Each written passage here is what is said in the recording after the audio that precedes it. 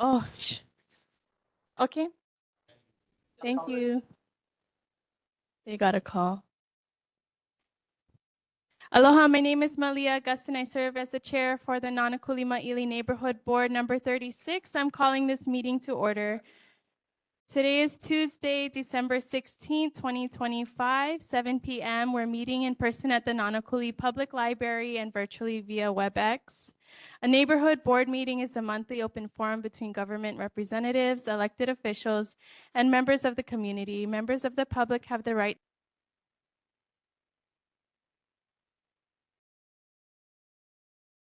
items moving. I'll go over some rules of speaking.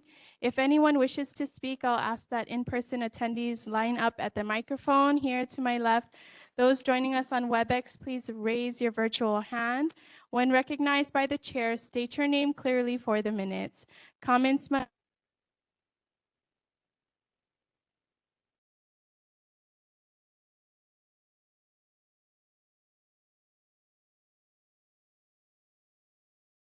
conclude your comments if you... Are we connected again? Okay. Okay. So we welcome all comments, concerns, questions, and even opinions. Be free to share your mana'o on our agenda items, and remember to treat others with respect and engage with the spirit of aloha. At the end of the meeting, we do clean up, and we appreciate everybody for helping to clean up, but please don't touch any of the belongings that belong to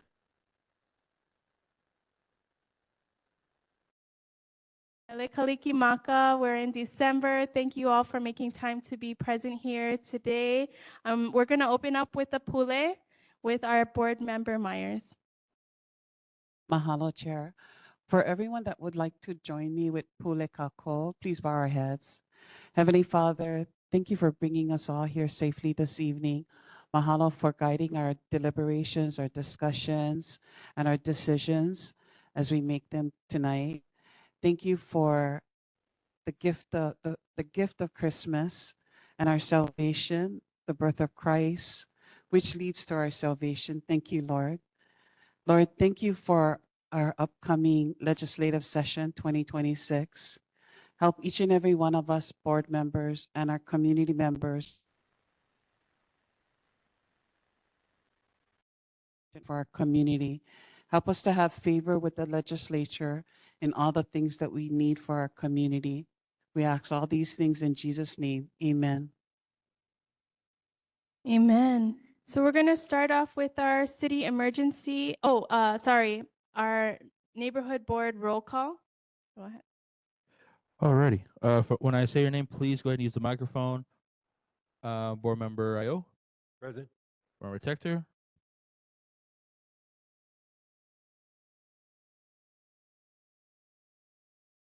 Mao. Here. Asinson. Here. Manoa. Present. And Chair Augustin. Present. Chair, you have a quorum with 8 members present. Thank you. Moving forward with our city emergency and first responder monthly reports, we have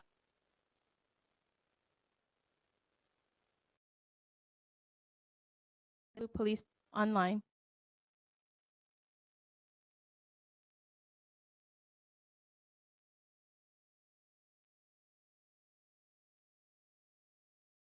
Hi, good evening. Aloha. Corporal Makino. Hello?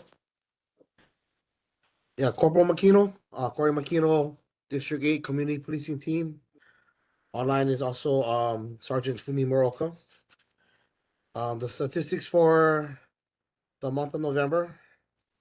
Motor vehicle thefts, we had 31 in the district, 5 in the Nānākuli-Māʻili area. Burglaries was 13 in the district, 4 in the area. Thefts was 91 and 16 in the area. Unauthorized entry into motor vehicle was 28 in the district and 2 in the area. Traffic violations, we had 53 speeding citations, 528 moving violations, 14 parking violations, and a total of 1,064 Total traffic citations issued. Total calls for service for the district was 8,049, and total calls in the Nānākuli area was 1,603. And any questions, comments, or concerns? Thank you. Any questions or comments from the community in person or online or HPD? Any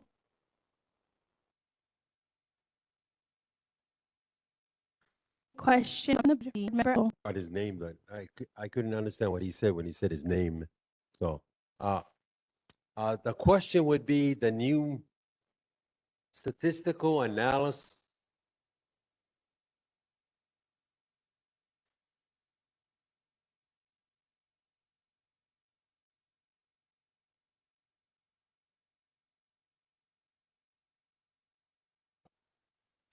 Hello, sorry, I didn't catch any of that. Connection's kind of bad.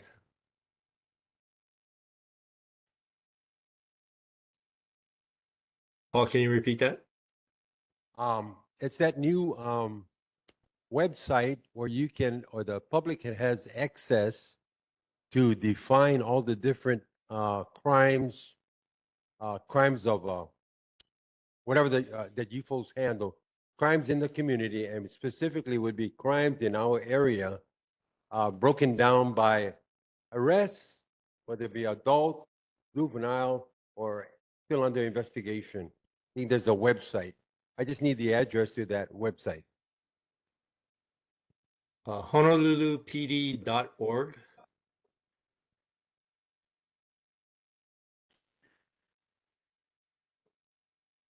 Did you get that? I believe this one is statewide now. It covers all the islands, including Oahu, not just HPD. Yeah, I don't know that offhand, the website. I can get back to you on that. Can email you. Okay. Yeah. Sorry about Okay. Thank you.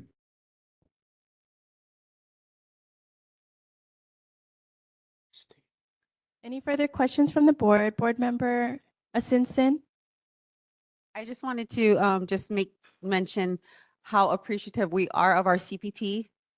They've been committed to Nānākuli-Māʻili Intermediate School, just their presence. So I wanted to acknowledge them tonight and just their availability. They showed up at our Ohana night on Monday, and they just been going above and beyond in their loyalty and commitment to creating a greater partnership with our school. So I'm thankful for that.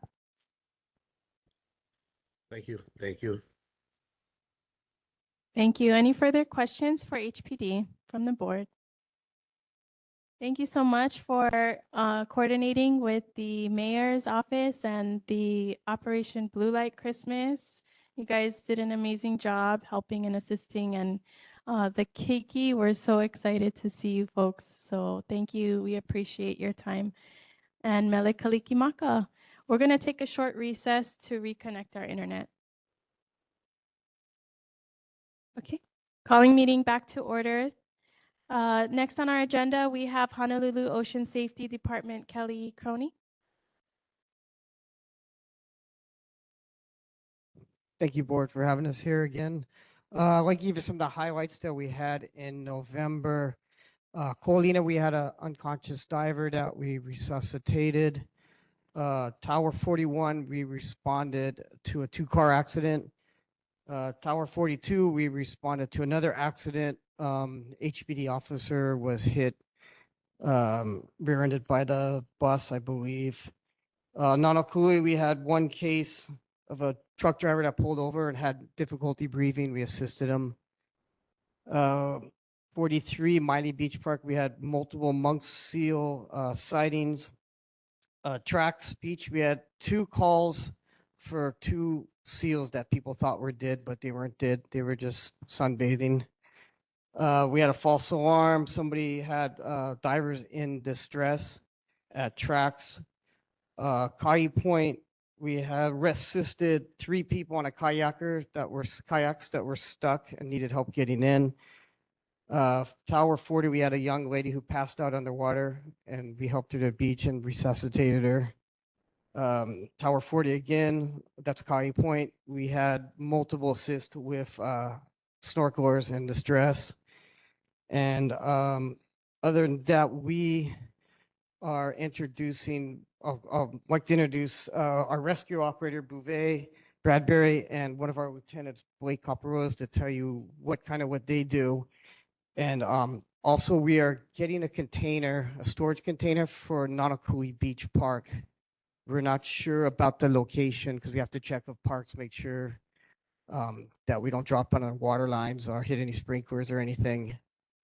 Used to be store the ATV, rescue boards, emergency kits, backboard, signs.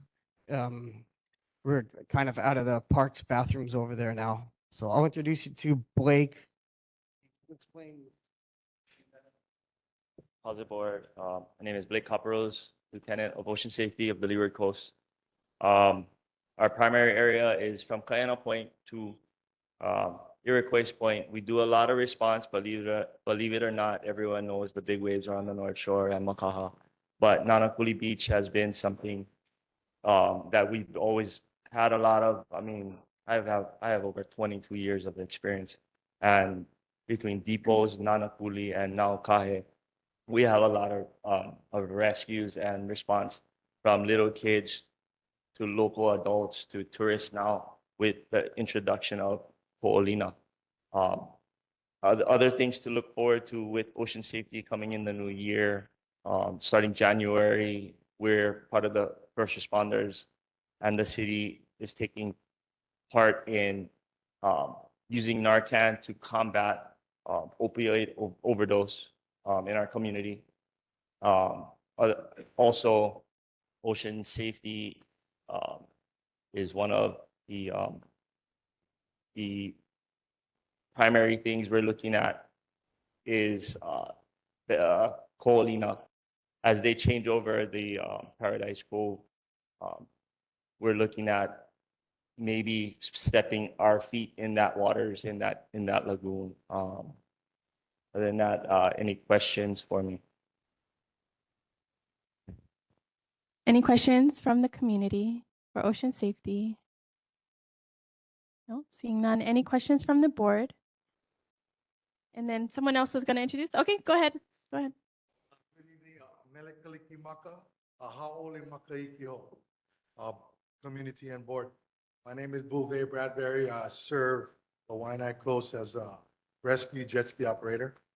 Today I was working on Nānākuli side, and as you all know, there's that boat down there at Zablan, yeah? So kind of little concerning. I got some info from DLNR. Plan is in place to make sure the vessel is safely taken care of. However, we got these onshore winds, strong shore break the next couple of days. It's going to make the rescue kind of dangerous and literally impossible right now.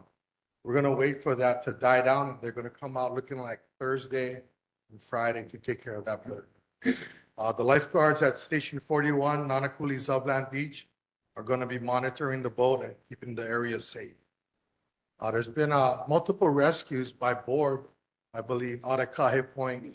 As you all know, a lot of tourists go there and local people. The local people don't get in trouble too much, but we take care of our tourists as well. And they get in a lot of trouble out there. Besides that, happy holidays. Thank you. So the high surf time of year creates a lot of hazards. And the lifeguards from 40, Kahe Point, 41, Māʻili, we're all doing preventive work, right?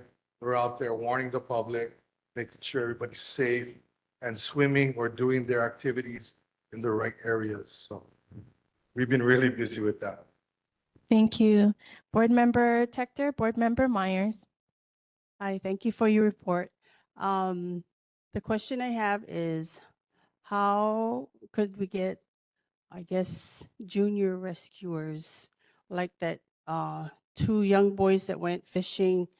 How do we teach them how to rescue each other without drowning themselves at the same time? Like I was taught when we were little is you take either your t-shirt off or a towel, let them grab it. But then again, things have changed. The sea's rough and you're running out of air. So if that could be a tip, we could.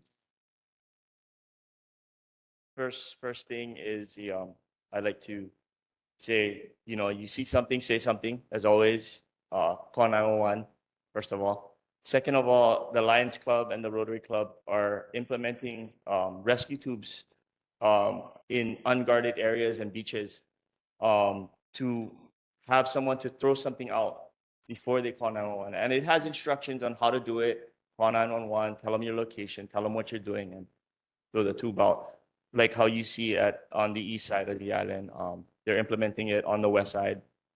They're gonna come out with a map. We actually picked all the specific locations that we wanted, and hopefully they can fulfill the need. I think it's about 36 tubes I requested. We'll see how far we get. Other than that, junior guard programs do run during the summer months. I go to a lot of career days, and I tell kids to get involved in the junior guard program. That's how I got to where I got, is in ocean safety. I started the junior guard program just being on the beach, and I'm here now. So I always promote that. Other things is with the implementation of, as you guys know, surfing is a school sport now. They do offer other junior guard programs throughout the state, whether there's the one at Makaha or the one at Pokai Bay, that teach kids how to rescue other kids. And that's part of being on the surf team for our high school sports. Well, yes, the junior lifeguard program was a prerequisite to compete in the high school surf. So they have to get trained to go through the program. Thank you. Board Member Myers. Mahalo, Chair. Do you guys have a map of all the life stands, the numbers, and the beaches from Kahe Park to Kaena Point? Do you guys have that you can send to our chair so that we'll have it by the February meeting? Because we're going to be recessed in January. Would we be able to have that? And then if you can include the hours of that there's a lifeguard there, that would be excellent. Thank you. Chair, Board Member Paul. Board Member Io. I'm just going to refresh myself. It was an incident occurred at Pokai Bay. A canoe, 6-man canoe. Auntie Jerry and Auntie B were injured. Are they still in the hospital or are they out? That's all. Due to HIPAA law, we don't follow up on that level. If we see them on the beach, we would love to talk with them again, and we hope to see them on the beach. But as of right now, I haven't seen them at the bays that I've been working. Any further questions? Board Member Dela Cruz. Happy holidays. I have a couple concerns. In regards to, I just want to raise the flag on the Narcan use of your staff. Is it because of the new stepping into the Coalina area that you guys are considering the Narcan use in that regards? And No, it's more all the first responders. The city wants it pushed out. It comes from the mayor, and it trickled down to we are first responders, and we're starting to follow the lead of EMS and HPD and as well as fire department. So we're just adding to another set of Narcan throughout the city. Another tool for our toolbox to save lives. Thank you so much for the update. We appreciate you guys' service and the amount of people you service. Based on the numbers, it's definitely shows that ocean safety is needed within our district and throughout the island. So we appreciate you guys. Nānākuli-Māʻili and Mekaha'oli Makahikiho. Thank you. Okay. Next on our agenda, we have filling of a vacancy. The certificate of appreciation for Naomi Hano Hano, who was previously on our board, will be presented to her in person. Unfortunately, she wasn't able to make it this evening. But we do want to say mahalo, Naomi, for all the time that you've served on our board. I believe this is your 3rd year. So we're going to move forward with the filling of the vacancy. If anybody would like to make a nomination, I can open that up to you on the board. Yes, Chair. Board Member Myers. I'd like to nominate Charla Weaver. She's a lessee of Nānākuli Homestead Series 7. Charla Weaver. Okay. Anyone else have a nomination for the vacancy? Yes. And anyone present in the audience would like to volunteer to be on the board? There is a vacancy. Don't all jump up at once. Okay. So I'm going to take some time to allow the nomination to come forward and share a little bit about yourself to the board. Aloha, Merry Christmas, board members and our Nānākuli. My name is Charla Weaver, born and raised on the Waianae Coast. This is my home, my people, my family, my neighbors. I've served in so many capacities with some families and reunifying families and being a part of the process in child welfare. And I'm here today because in this season, I get to serve a little bit more by collabing, bringing community partners together with my experience and just building and weaving in our community and having access to resources that we're not, maybe not aware of that is here on our coast. So I'm very humbled to be here, first of all. And I just, first of all, believe in Kuleana. And it's a call that I'm more than willing to answer. Thank you so much for sharing. And so we'll move forward with the vote. And I'll pass it off to our NCO staff. Okay, so I know it's been a little bit of time since we've done this, so I'll give you a quick rundown. So for board members, when I say your name, please say the last name of the individual that's been nominated. It's Weaver. The individual does have to receive the quorum vote, which is 5. In the event through one roll call vote that the resident does not receive the quorum vote, I'll do a second roll call vote.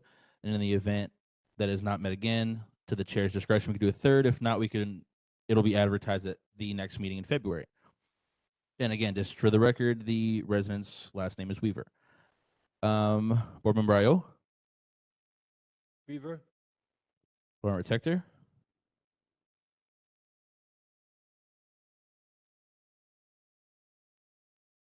Weaver, yes.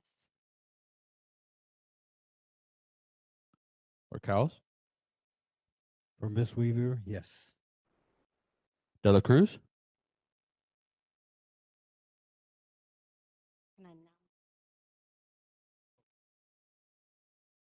You have someone to nominate? Okay. So we're going to go back on the vote and open up the nomination. Okay. So we had bypassed and allowed for her to introduce herself. Is the person you're nominating present? Okay. Go ahead and make your nomination, please. We're going to rescind our vote and start again. Thank you for your patience. Please make your nomination. Board Member De La Cruz. I'd like to nominate Pastor Allen.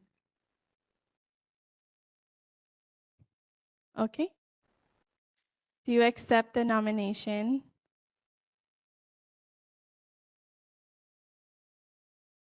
You're welcome to approach the mic. Merry Christmas. I'm honored by the nomination, but I have to respectfully decline because of prior commitments and so forth. I think the board needs someone that can give 100+%. And as much as I love all of you and this community, I will give 100% in other areas. So with that said, Thank- sorry. Thank you, thank you, thank you. Okay, so we will continue with our votes from where we left off. Thank you so much. Okay, so just for the record, we had 3 votes for Ms. Weaver, Board Member Dela Cruz. For the record, she did say Weaver. Board Member Myers, Weaver, Member Simpson, Weaver. Member Manoa, Weaver. and Chair Augustin. Weaver. So the resident did receive the full vote of 8 from the board. All we have to do now is do the oath of office, and once the oath of office is done, you can join the board for the remainder of the meeting, participate in any board discussion, vote in board business items, and you'll be logged down for the record at this time. Thank you. Congratulations on your vote and nomination. You can please approach the mic and we'll begin with swearing you in. Okay, so what you'll have to do is just repeat after me. Is that okay? All right. And I'll give you these documents afterwards so you can fill out for today. I solemnly swear I swear that I will faithfully support the Constitution faithfully support this Constitution, and the laws of the United States of America, the laws of the United States of America, the Constitution and laws of the State of Hawaii, the Constitution, laws of Hawaii, the Charter and laws of the City and County of Honolulu, the chartering laws of the City and County of Honolulu, and the provisions of the Neighborhood Plan, and the provisions of the Neighborhood Plan, and will conscientiously and impartially will conscientiously and impartially discharge my duties to the best of my ability to the best of my abilities as a member of the Neighborhood Board as a member of the Neighborhood Board to which I have been elected. to which I have been elected. And you're all good and all set. You can join the board for the remainder of the meeting.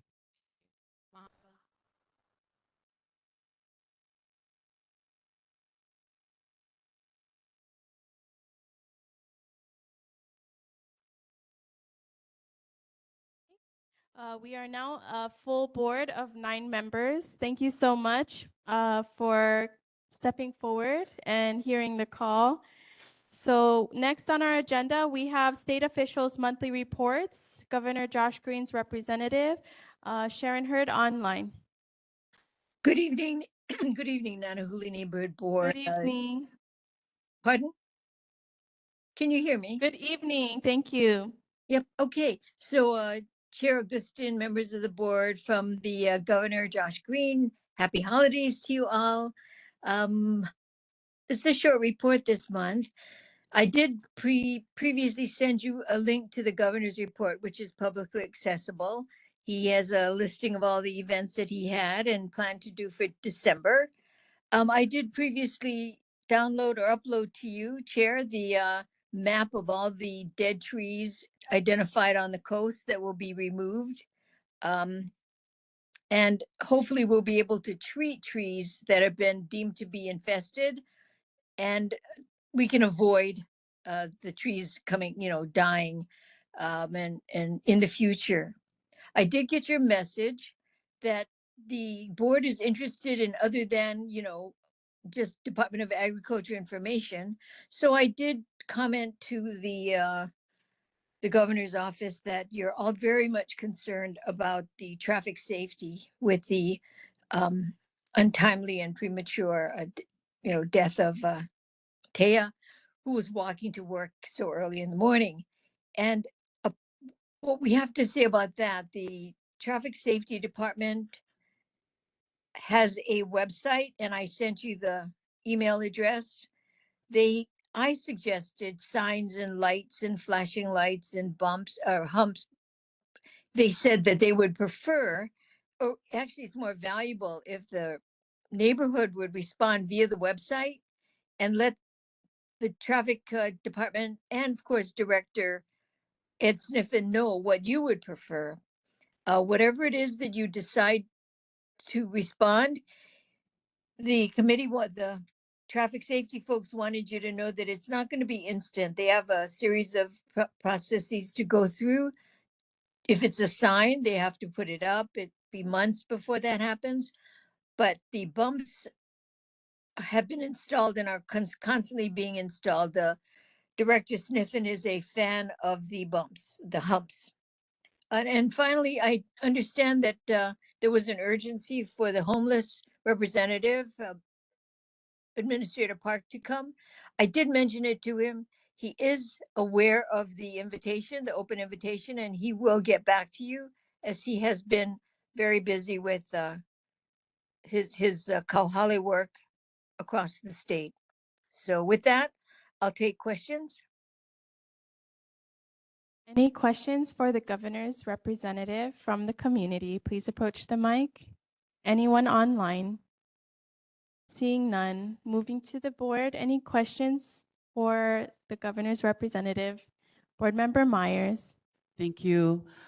Ms. Hurd, can you ask the governor if it's possible for us to convene a meeting together with some of the members of our Nānākuli Neighborhood Board and DLNR Chair Chang? Wait, did I get it wrong? Oh, that's the chair. Yes, because I want to get to understand the Waianae Boat Harbor situation, because I want to make sure there's fairness with all encampments, that there's enforcement with all encampments along the coastline. So I just want to understand the state process, but also to understand what is PAO's plan for moving up Mauka, because it does impact along the whole Waianae coastline. And from what I understand, and I just learned recently, is that the Waianae Boat Harbor's water bill is $100,000 a month. So I kind of want to have a conversation so that we can understand state lands when there's encampments on state lands versus city lands. So I will be meeting with Roy Miyahara for the city, but I want to understand what's happening with the Waianae Boat Harbor, since there's an encampment there for over a decade, almost 2 decades, 18 years total for the Waianae on the state lands, DLNR lands. So is that possible for you to help arrange that? I will pass that message on to the governor and also to Director Chang. I understand that you want a meeting regarding the Waianae Boat Harbor and what the action plan is regarding the encampment that's been there for 18 years. Specifically to Waianae Boat Harbor, because it is in our moku, Waianae moku. Okay, got it. Thank you. Mahalo. Thank you. Any further questions for the governor's rep? Seeing none, thank you for joining us online. And we Thank you. appreciate you. Oh, Mele Kalikimaka. Yeah, Mele Kalikimaka. Thank you. Next on our agenda, we have State Senator Samantha DeCourt here in person. Good evening. Good evening, Chair, Neighborhood Board members. Congratulations, Board Member Weaver, Samantha DeCourt, State Senate. I have a lot of updates, but I'm going to condense it. First and foremost, again, our condolences off to the Mahelona family. I am in touch with the family, and we're continuing to advocate for more traffic mitigative resources here. I am working with Ed Sniffen at Department of Transportation. We are going to be getting lighted crosswalks here. We're in the talks of 2, hopefully 3, spanning in between Nānākuli-Māʻili area. So that should be coming hopefully in the beginning of the year, fingers crossed, but we are working expeditedly to get that here. Also, we are in discussion, don't all come down on me, but we are considering red light cameras and things like that. I think we really have to ramp up our enforcement here on the Waianae coast, because I really believe the only way that people learn is to have consequences imposed. We are meeting also with HPD, who has already received 12 additional officers in District 8. And most of us, I know I have seen many officers on the streets pulling people over, expired tags, so on and so forth. I've had a few constituents contact me complaining about getting tickets because of their expired tags. But this is what we've been asking for on the Waianae Coast is more blue lights and more enforcement. So we cannot complain about it when those enforcements are coming our way. We just have to abide by them. So I did want to mention that. And yes, we are going to be working on legislation again to just have more restricted more consequences on speeding specifically. And so we really have to change the culture here. And I believe that imposing consequences will do just that. And, you know, for sake of time, I'll just go ahead and open up for question. Oh, also the legislative session, sorry, let me just put this date on. The legislative session does open up on January 21st. So we are already in discussion with our legislative team for policy. So again, now is the time to submit your bill ideas to our office, and I'll go ahead and send chair a message, just an email to, again, just remind the board of that as well. So I'll just go ahead and get open to questions for sake of time. Any questions from community for Senator DeCourt? Oh, seeing none, any questions from the board for Senator DeCourt? Board Member Tector. I thank you for a wonderful job for the year. The question on hand would be basically directed for our homesteaders and the new supposedly people that was taken off the list. So let's just say of 10,000 awardee, a lot of them, maybe 50% is kupuna. By the time they get into their home, 2 to 3 years, cross our fingers, because I'm helping one of the aunties that is in remission from cancer, and the HHL is very aware of it. So she is going through the process, but will not be able to move in. So even though the numbers look good, there's still the challenge. She got approved, qualified with the son, and it's not going to be ready for like 3 years. And then again, the money that they received, they met their deadline already. So, and they received funds already, but if you could help us understand, make it, you know, understandable that they're questioning now, when do we move in? I said, sorry, auntie, I cannot help push the developers. And they're dealing with $700,000 homes. And she's on a fixed income, thank God for her son. So they're already going to be house poor, but they're excited, see? So even though they're off the list, the numbers is not correct. So if you could help us in presenting something that would be very comforting. Sure, thank you for that question. I have also been receiving a lot of calls from waitlisters that have received paper leases. Again, these are not land leases, these are paper leases. So there's a very big difference. Civil Beat just came out with an article, I think it was yesterday, just kind of breaking out this cycle of a pattern of issuing paper leases, that this is the third time an administration has done this, and it has not been proven to be successful within the past administration, in which when it was the Lingo administration, there are still unfulfilled paper leases from that administration. So again, I shared this with the board that my number one ask for committee as soon as I got elected was Hawaiian Affairs. We do have the most Native Hawaiian homesteaders on our Waianae Coast. So it's important that we do have a strong voice at the table. So I'll continue to work with DHHL. As you know, I did submit a reso to audit DHHL. We didn't get a hearing, but I'm going to submit that again because accountability is very important. So I'll be working on that. Thank you. Board Member Myers.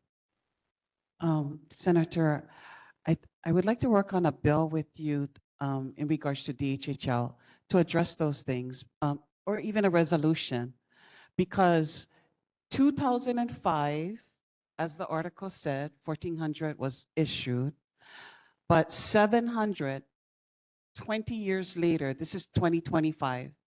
So people have been waiting for 20 years. 700 people from that original distribution are still waiting.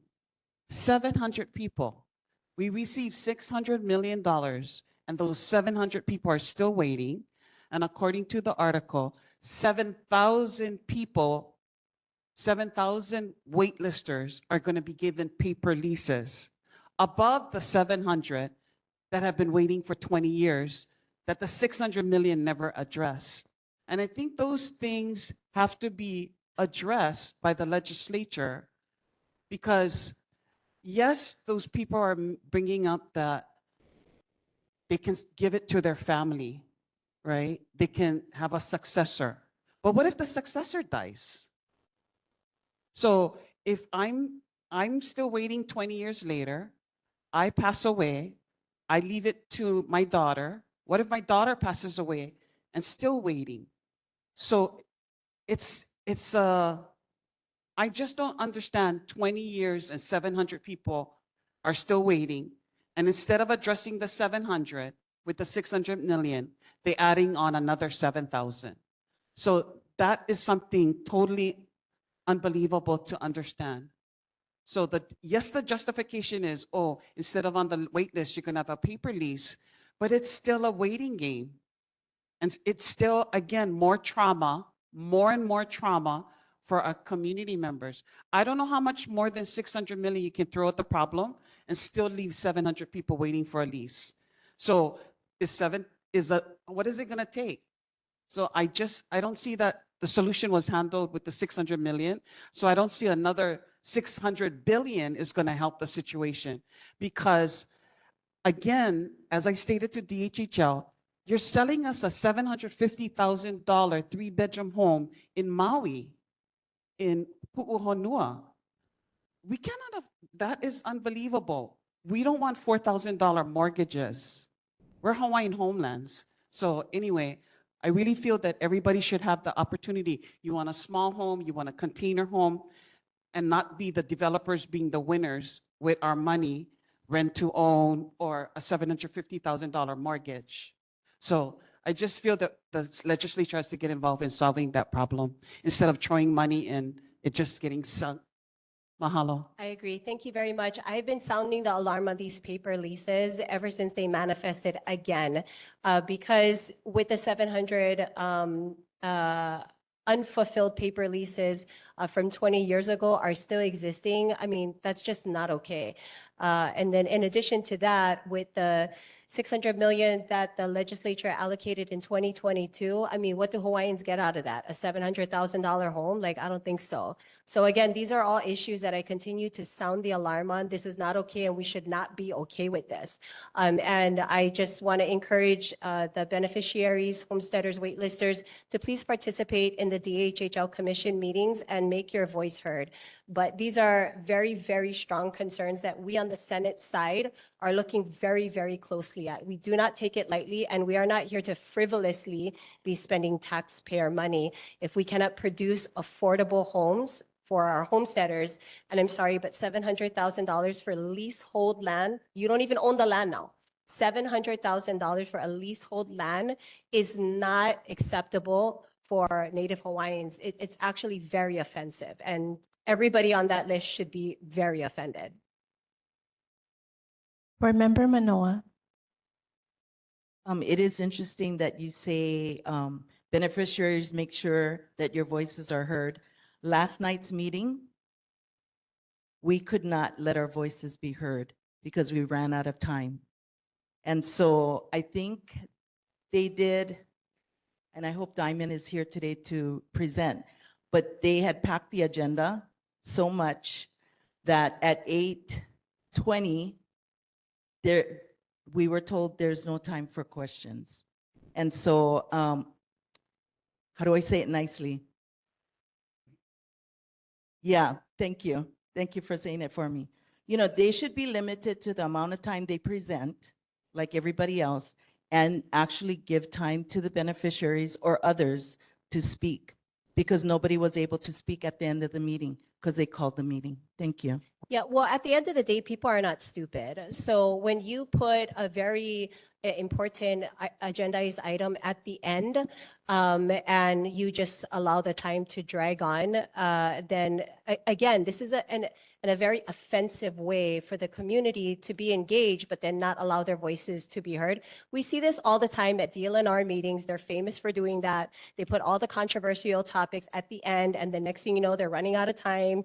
You have people that fly in to testify, and they're just not respecting the public in allowing their voices to be heard. So I agree with you. I've seen that strategy happen many, many times, and to me, it's just very cowardly.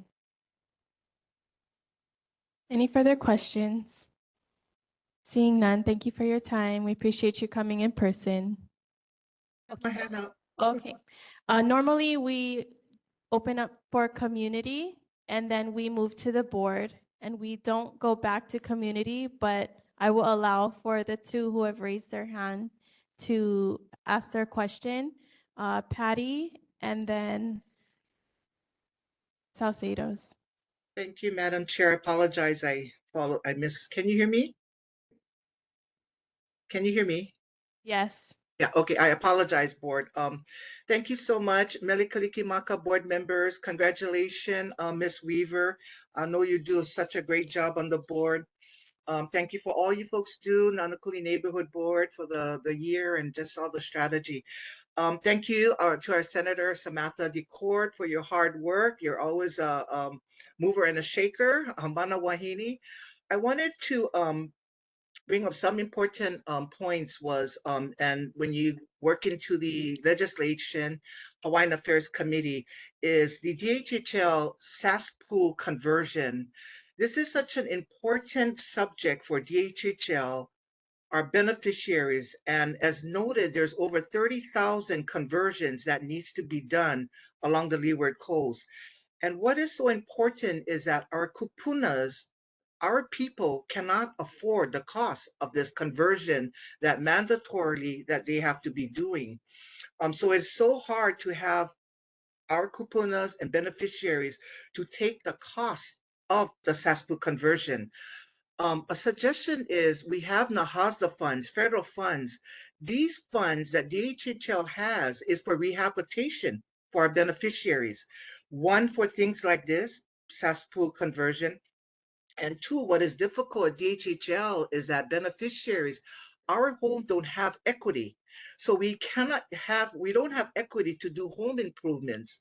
So this is why the federal government gives DHHL millions of dollars, NAHASDA funds, for these kind of matters, for beneficiaries to be able to apply to help fix their home or SASPU conversion. So that's such an important factor for our kupunas because we are on set budget, and it's very difficult to catch the cost.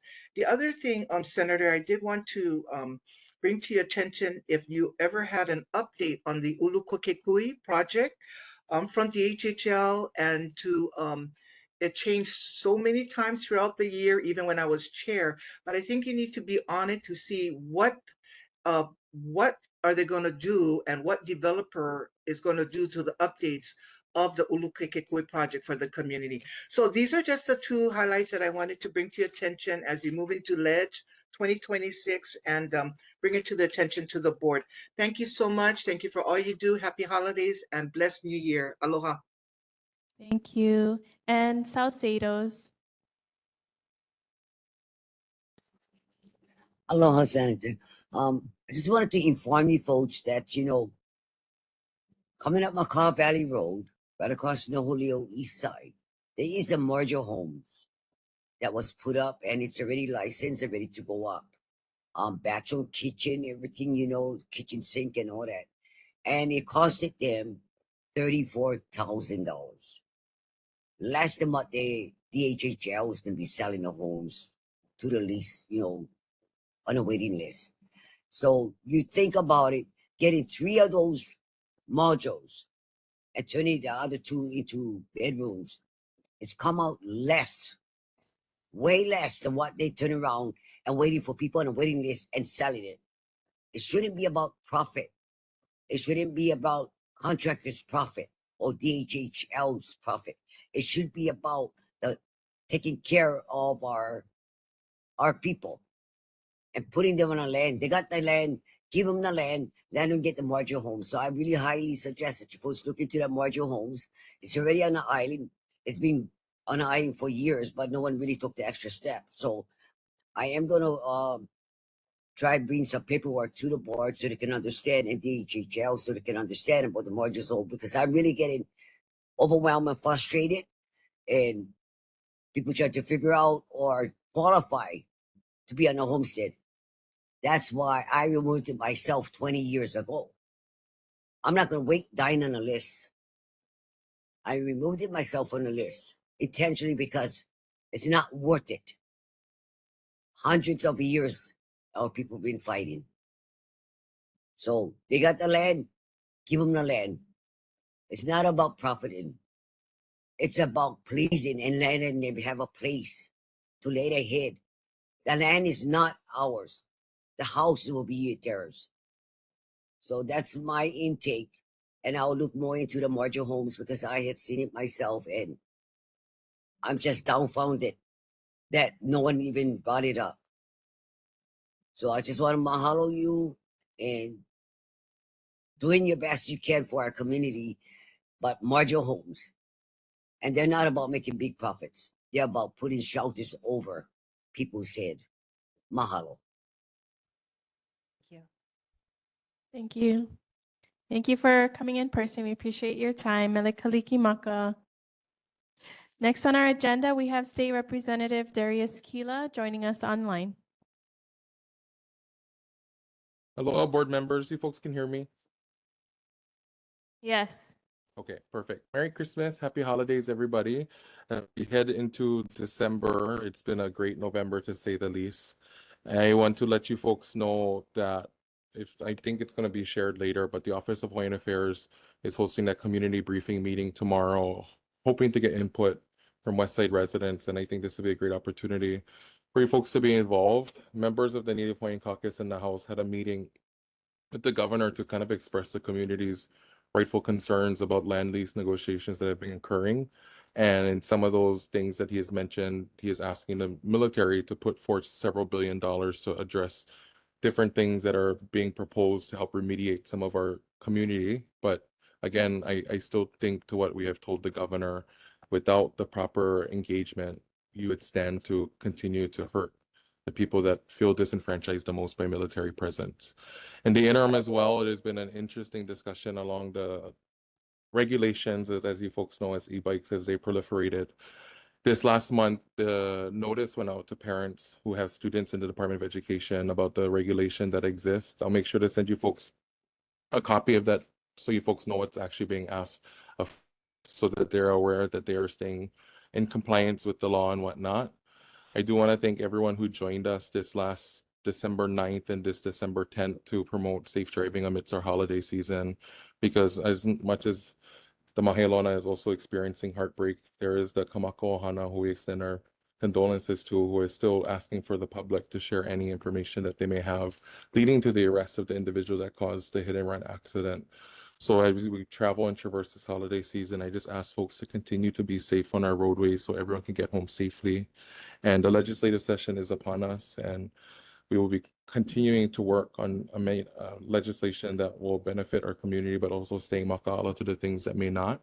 And I will look forward to this, hopefully, a productive year, as we've done the last 3 years, for the community and for our state. So at this time, I will turn over for questions. Thank you so much. Any questions from the community for Representative Kila? Seeing none. Any questions for the board member Myers? Mahalo, Rep Kila. Rep Kila, thank you for your town hall meeting, the one that you had, the fire. I can't remember her title now. I just went blank. Lori Booth, the new fire marshal. I'm so sorry. You're right. Yes, the Board fire member, marshal. The day after the meeting, yes, we had the town hall. Thank you folks for coming for that too. Mahalo. And if I saw it, thank you for the email regarding the meeting. And then also for for UH Hero for coming and giving us the report. My question to you is it possible for you to send to us before legislature starts all the bills that you plan to introduce that affect 96792, specifically in Transportation Committee, and anything that'll affect 96792 related to transportation, whether you're going to introduce a bill on the e-bikes again or introduce anything related to Farrington Highway in 96792, and then also anything related to transportation, any type of funding for the improvements on Pa'akea that community has been asking for, etc.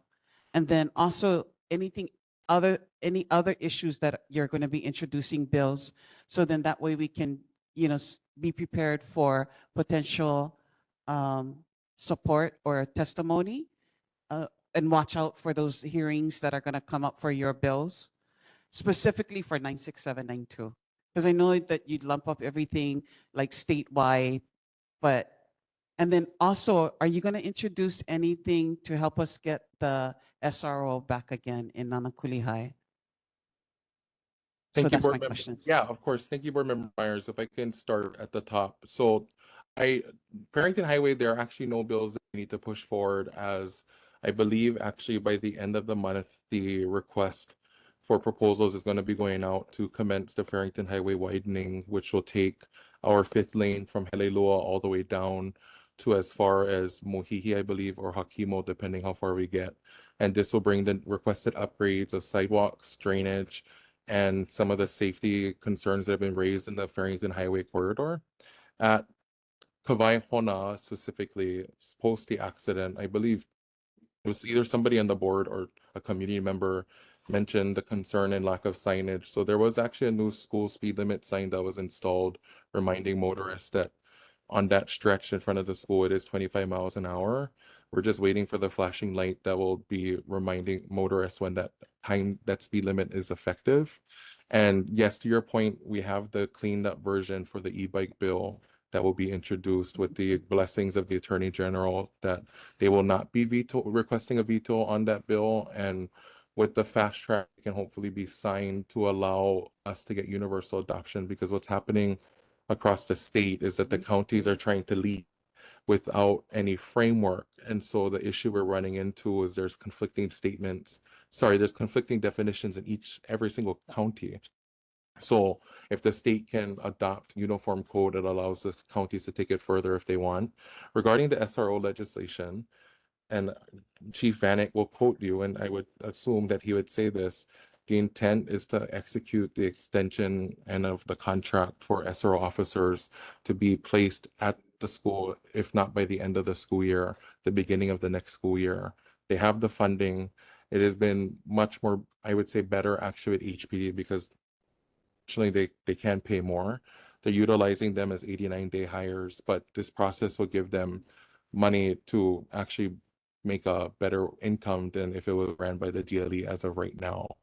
And yes, I can get you the bills. I will tell you that, for if you folks don't know, there has been limited legislation caps on agencies throughout the state. So traditionally, they've had larger administrative packages. This year, Governor has cut the packages to 2 to 4 bills per department. DOT is asking for several dozen different bills, and I'm trying to find a way to make sure I can support the agency that I could chair the committee of. And so in the House, we do have limits in our second year, because what they will tell you is that legislation is still active if it's been introduced in the biennium. So we're capped at 10 bills. So I am doing everything I possibly can to find a way that, on top of the bills that are introduced by the administration, by me and some of my colleagues, that ways for us to find some cushion to make sure that we are supported, because I would be remiss to not share that I know that there has to be several hundred, I believe, large appropriation to come into compliance with new federal rules and regulations to meet the demand that we have to succumb the federal rescindment of fundings regarding both Medicaid and our SNAP assistance programs. So DHS, I believe, is going to be pursuing those kind of legislation as well. But I am happy to share that we do have more staff this session because I acknowledge that chairing a committee has been a monstrous task. So once they come on board beginning in January, I will make sure that you folks have an opportunity to connect with them. And you folks always connect well with myself and Auntie Dury. So please know, board member and all of you folks, that we will do our absolute best this session to keep you folks engaged. Thank you. Thank you. Board Member Manoa. Hi, Rep. Kila.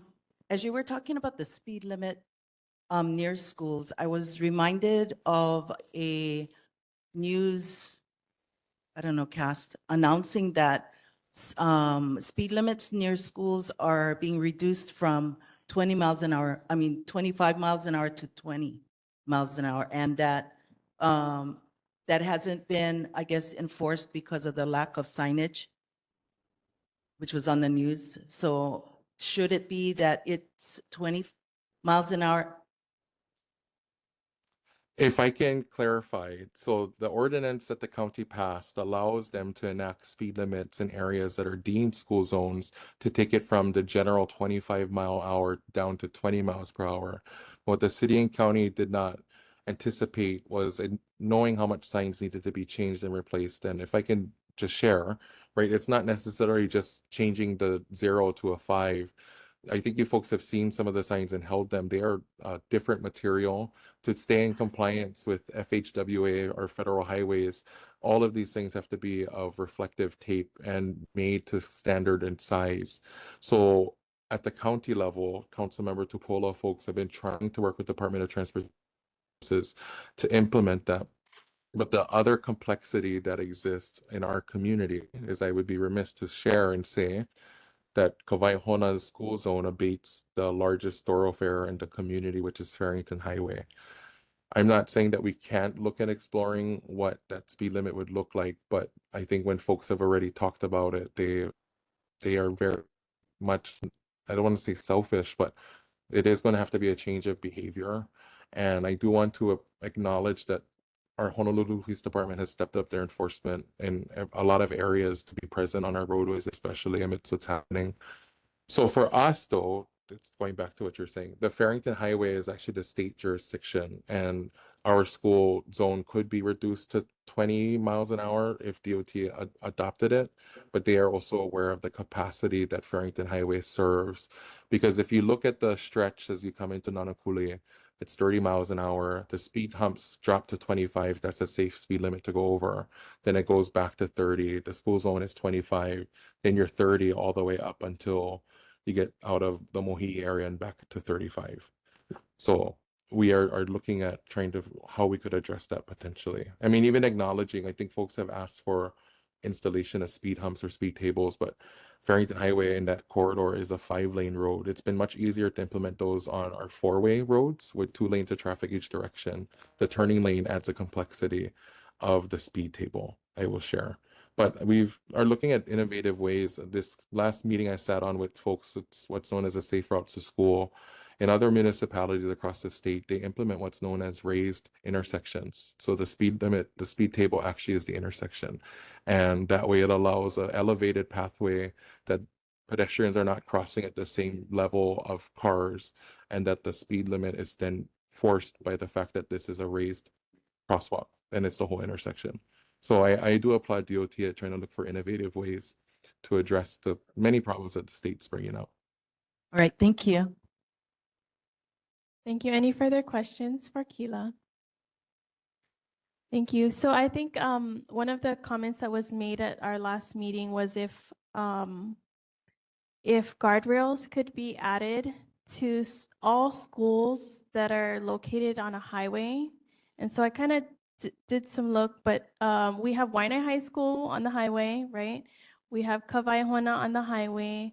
Waipahu High School is also on the highway. So I think just considering the level of traffic and that goes through and speeding conditions, the classrooms are close to the road.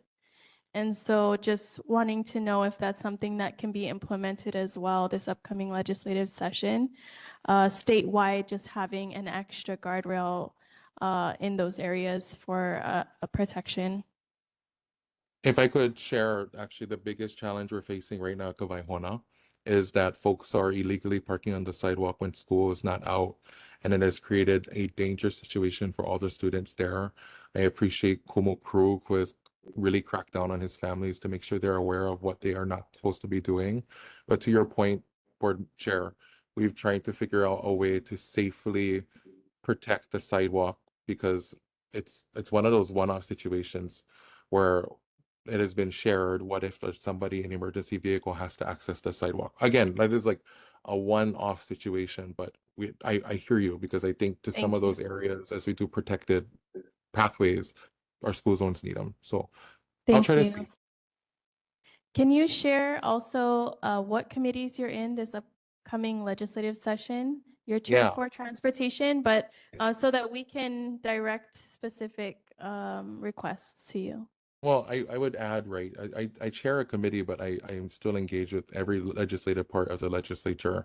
And so if there are things that you have folks that are really passionate about, if I can identify it, I will try to put you folks in that direction. I have the privilege to chair the House Committee on Transportation, and I sit on both the education committees of both lower and higher ed, and I sit on the Committee of Housing, which is my neighboring bracket. So what has recently happened is there was a retirement by our colleague, Senator Aquino, and his retirement has triggered a vacancy appointment with my former House colleague, Senator Lamasao. So there will be now a new House member coming to the legislature, but in turn, with the changing of the senators in the Senate, they've reworked their committees. So my Senate counterpart is now the Big Island Senator from Hilo, Lorraine Inouye, who previously chaired transportation. I want to thank Senator Lee for his time in the last year working with him because he has a very soft spot for this community, and Senator Inouye has that same spot as well. We both have rural areas throughout the state, so I look forward to working with her on many things. Thank you so much. We appreciate you and Mele Kalikimaka. Mele mele, everyone. Okay, so next on our agenda, we have Department of Hawaiian Homelands Representative Diamond Badajos. She's not here online or in person. Next on our agenda, we have Office of Hawaiian Affairs Representative. Is there anyone from OHA? Okay, seeing none, we will move forward to our presentation segment. Thank you so much for waiting patiently this evening to join us. So we have Christmas on the Avenue and Operation Blue Light Christmas. Mahalo. We have co-chairs Pawahi, Trisha, Alana, and Shar'al. Please approach the mic and share.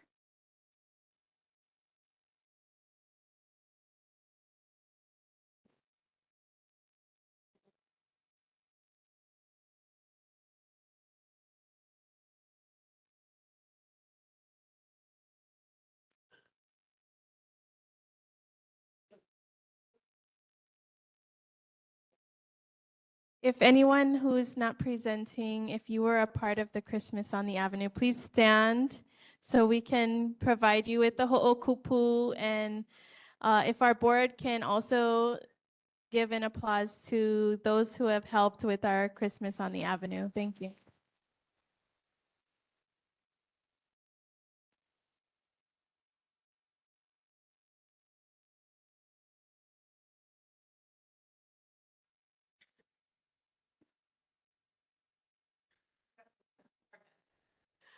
All right. Mahalo, guys, for having us. On behalf of myself, Alana, and Trisha, we sincerely thank the Ahupua'a Nānākuli Board, Auntie Carol, Auntie Shirlita, and our dedicated volunteers. Your trust in us to carry forward the mission of Christmas on the Ave is a true honor.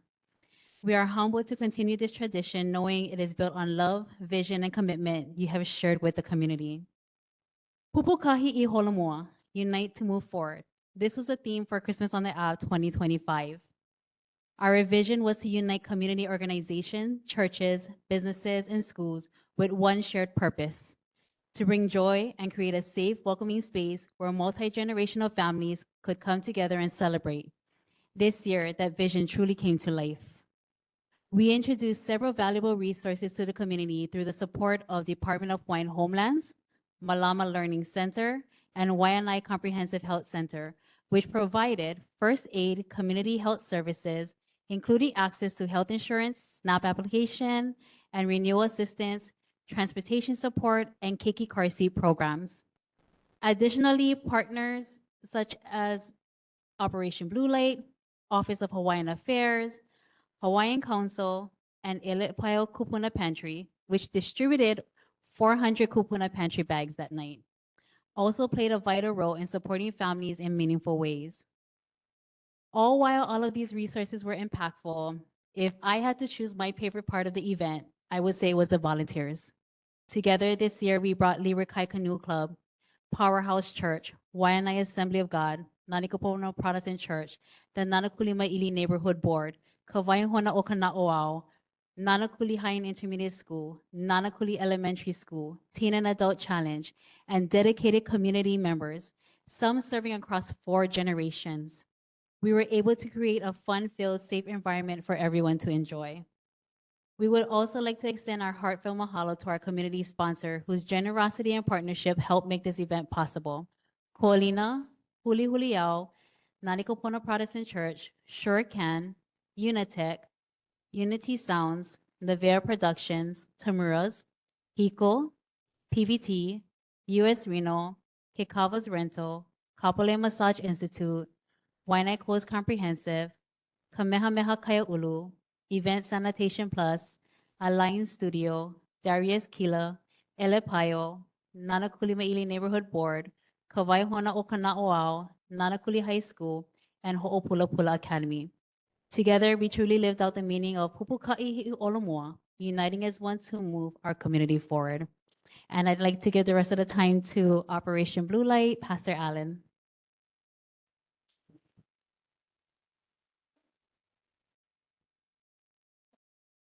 Aloha again, everybody. Alan Cardenas Jr. It is truly an honor to be here, to be able to support these 3 leaders and a board. It's really a blessing. I got good news and bad news. On Operation Blue Light Christmas, it has been a struggle. Every year it's a struggle. Our goal is to gather 2,000. The year 2025, our goal is 2,025 gifts for all our children in the community. But with the government shutdown in October, that threw a wrench in that. But our priorities shifted to helping our people at that point in time.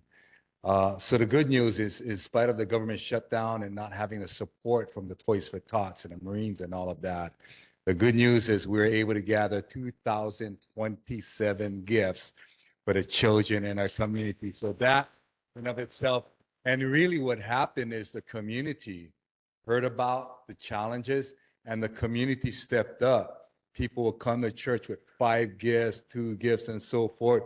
It's amazing the spirit of giving in this place. And Operation Blue Light Christmas was an idea that was birthed in 2020 with COVID, anti-vaxxers and vaxxers and maskers and no maskers and small little virus divided families, churches, community, and entire nation. That was in February. And then in March, the George Floyd incident happened. And then all of a sudden, every police officer is a bad guy. And hats off to you folks for supporting it. Hats off to the association. Hats off to Honolulu Police Department. Really, they deserve the credit. Each and every day, they give up their lives to go out in our community, to be able to take a bullet to help someone that they don't even know. And Operation Blue Light Christmas is not just for the children. The children are a part of it, but even to humanize our police officers, that there's somebody's father, there's somebody's brothers. Operation Blue Light Christmas puts them in a spot that they can bring up their police cars in a community, blue lights going on, sirens going on, and nobody going to jail. Whenever you got 5 police cars coming in our community, blue light sirens, nobody going to jail, that's a good day. Then they open up the back of the cars and pass out gifts all night for 4 hours. That's amazing. So we want to thank all of you to be able to help that. It's all of us have a little bit of a boy and girl in us. We all want to laugh. We want to all have a good time. And that's what Operation Blue Light is, to be able to bring the police and the community together to put unity in community and put the neighbor back in the hood. And that's just one part of our neighborhood security watch. And that's why I respectfully decline to be able to sit on this amazing board to do great things, because I'm already got a lot of things going on. But it's really a kako thing. Polomua I pupukahi Yesu Cristo. That together in the spirit of Christmas, we can all gather together in Jesus Christ. I want to thank all of you guys for supporting us. Again, I didn't see HPD on the line, but hats off. Police chief was out there. He was out there for a lot of the night. The mayor told one of our leaders that he was so blessed by that evening. He told one of our leaders, he says, you know how many mayors would want to give their right arm to have what we have here in this city? And it's because you and I. And as I said before, we got way more good people than the bad people out here. We must work together to change the narrative. And we can do that because aloha kikai kikai. Let us love one another in the spirit of Christmas. But thank you guys. Love you guys. I appreciate you guys so much. Thank you for your guys' support. Thank you so much. Aloha. I just wanted to echo what Pastor Allen said about these wonderful young ladies, upcoming leaders. And we just wanted to make sure that Uncle Black never go unnoticed. If it wasn't for him, he helped revitalize Christmas on the Ave, just like Pastor Allen was talking about during COVID. I mean, this was a need that he brought us together and said, hey, you know what? Let's have Christmas on the Ave. And so from that, I just wanted to honor Uncle Black and just mahalo him for, paving the way for us to continue to do this. And it was a great success. I mean, it gets better every year, honestly. And this is what communities, all our communities need. They all need to have this kind of type of event to bring everybody out and to celebrate. But thank you, gang. I really appreciate you guys. Aloha. Okay, you can stay there. We're going to open up for questions. Did the other two want to share anything before we start?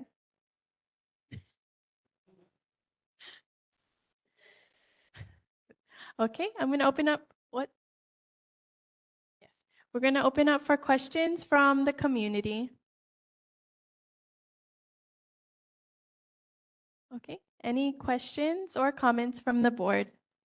Board Member Myers, Simpson. This is the first year that I actually went to Christmas on the Avenue and Operation Blue Light, up the Avenue. In the years prior, because of my family's health, I didn't leave the house.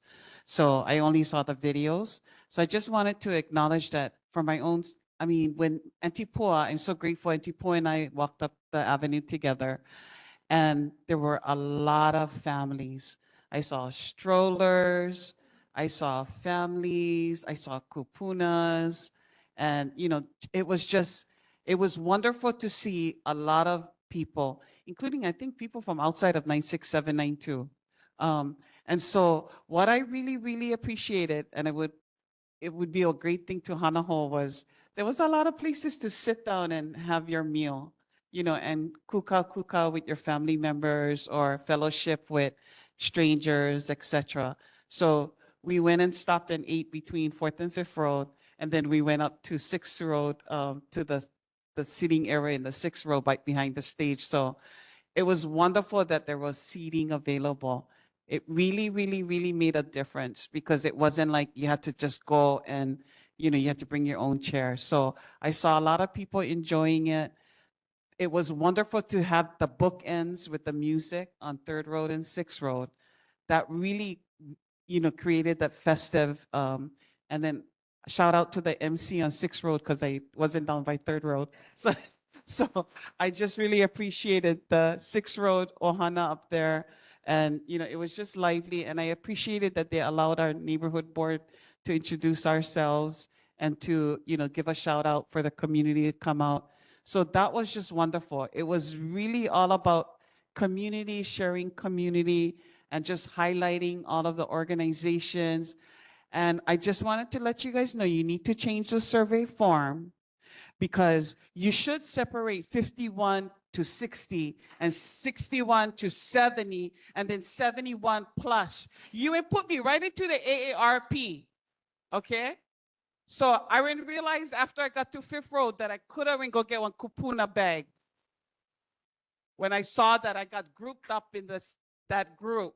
So I just wanted to FYI, but anyway, I just don't want to age as fast as I'm aging. That's all. It's not vanity. It's just like slow the process down a little. Yeah. Thank you, Chair. Thank you. Board Member Simpson. Not a question, but definitely a comment that you guys need to be acknowledged for. This is a team of future leaders for sure. And we've seen great success over this weekend. Not to take away from the past leaders of Christmas on the Ave, but to see greater, you guys are listening to the community. And I truly I'm thankful to see what it did this year.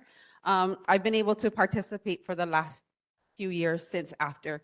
And every year I want to do more and more just through this. I mean, if I could split myself up everywhere, I would probably do it just because of the excitement that I get being there. But it really takes, like the t-shirt said this year, it's a Kako thing. And thank you guys for coming together and being that Kako, being that representation of Kako. And I really want to acknowledge what Pastor Cardenas said, that partnership with HPD.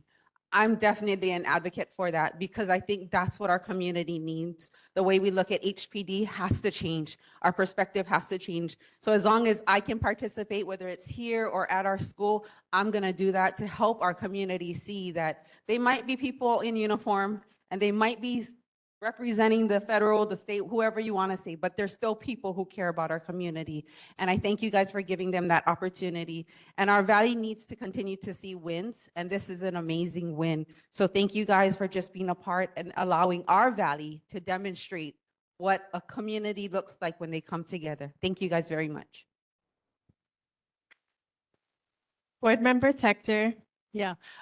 Before I mention the thank yous, I wanted to make sure that we acknowledge Ms. Kirkland, because even through all of this, she lost her spouse.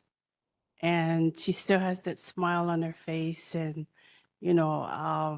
hugs and kisses, but everyone did a wonderful job. I appreciate it.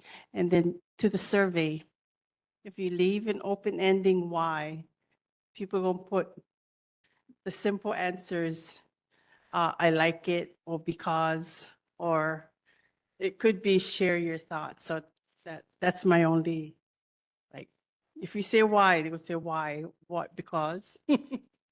But that's it. Thank you. Thank you. Any further questions, comments? Board Member Ayo. Just a comment, no question. Go ahead, Paul. Just a comment only. I had visiting relatives from Maui, so Maui Makawao said it was great on the Ave. I was from Maui now, and they spent money, so they did spend money. So other than that, they said it was a great experience for them coming from Maui. That was it. Thank you. You wanted to make us.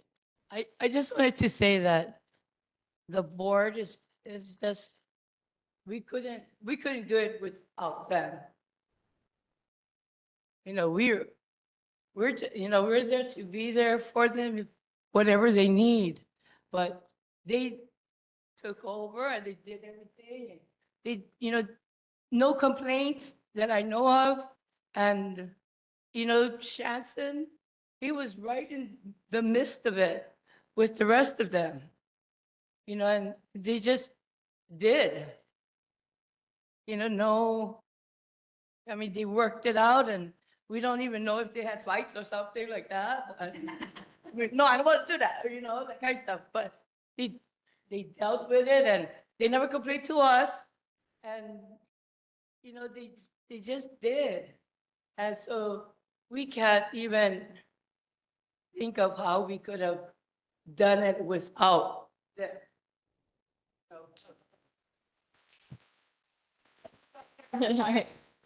Thank you. Thank you. Yeah, if you want to go up and join them.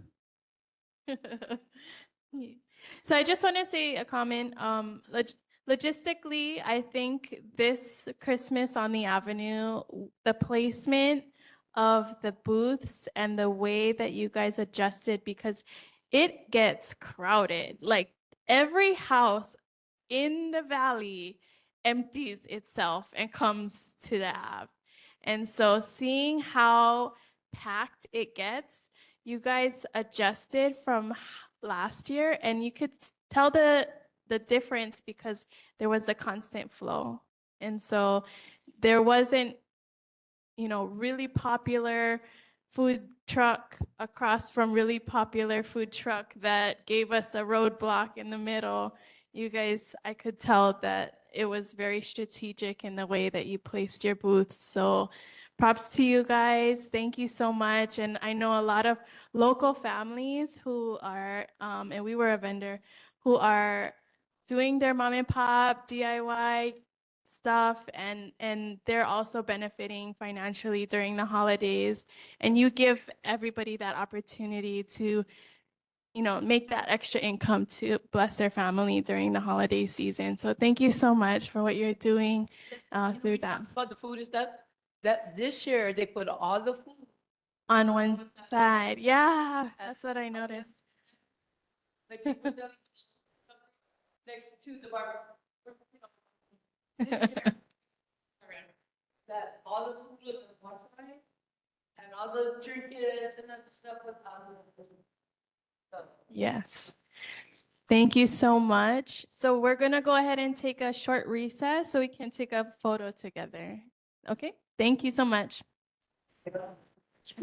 Okay, this meeting is called to order. Thank you for the recess and we appreciate Christmas on the Avenue. Wishing you another successful year in planning starting for next year.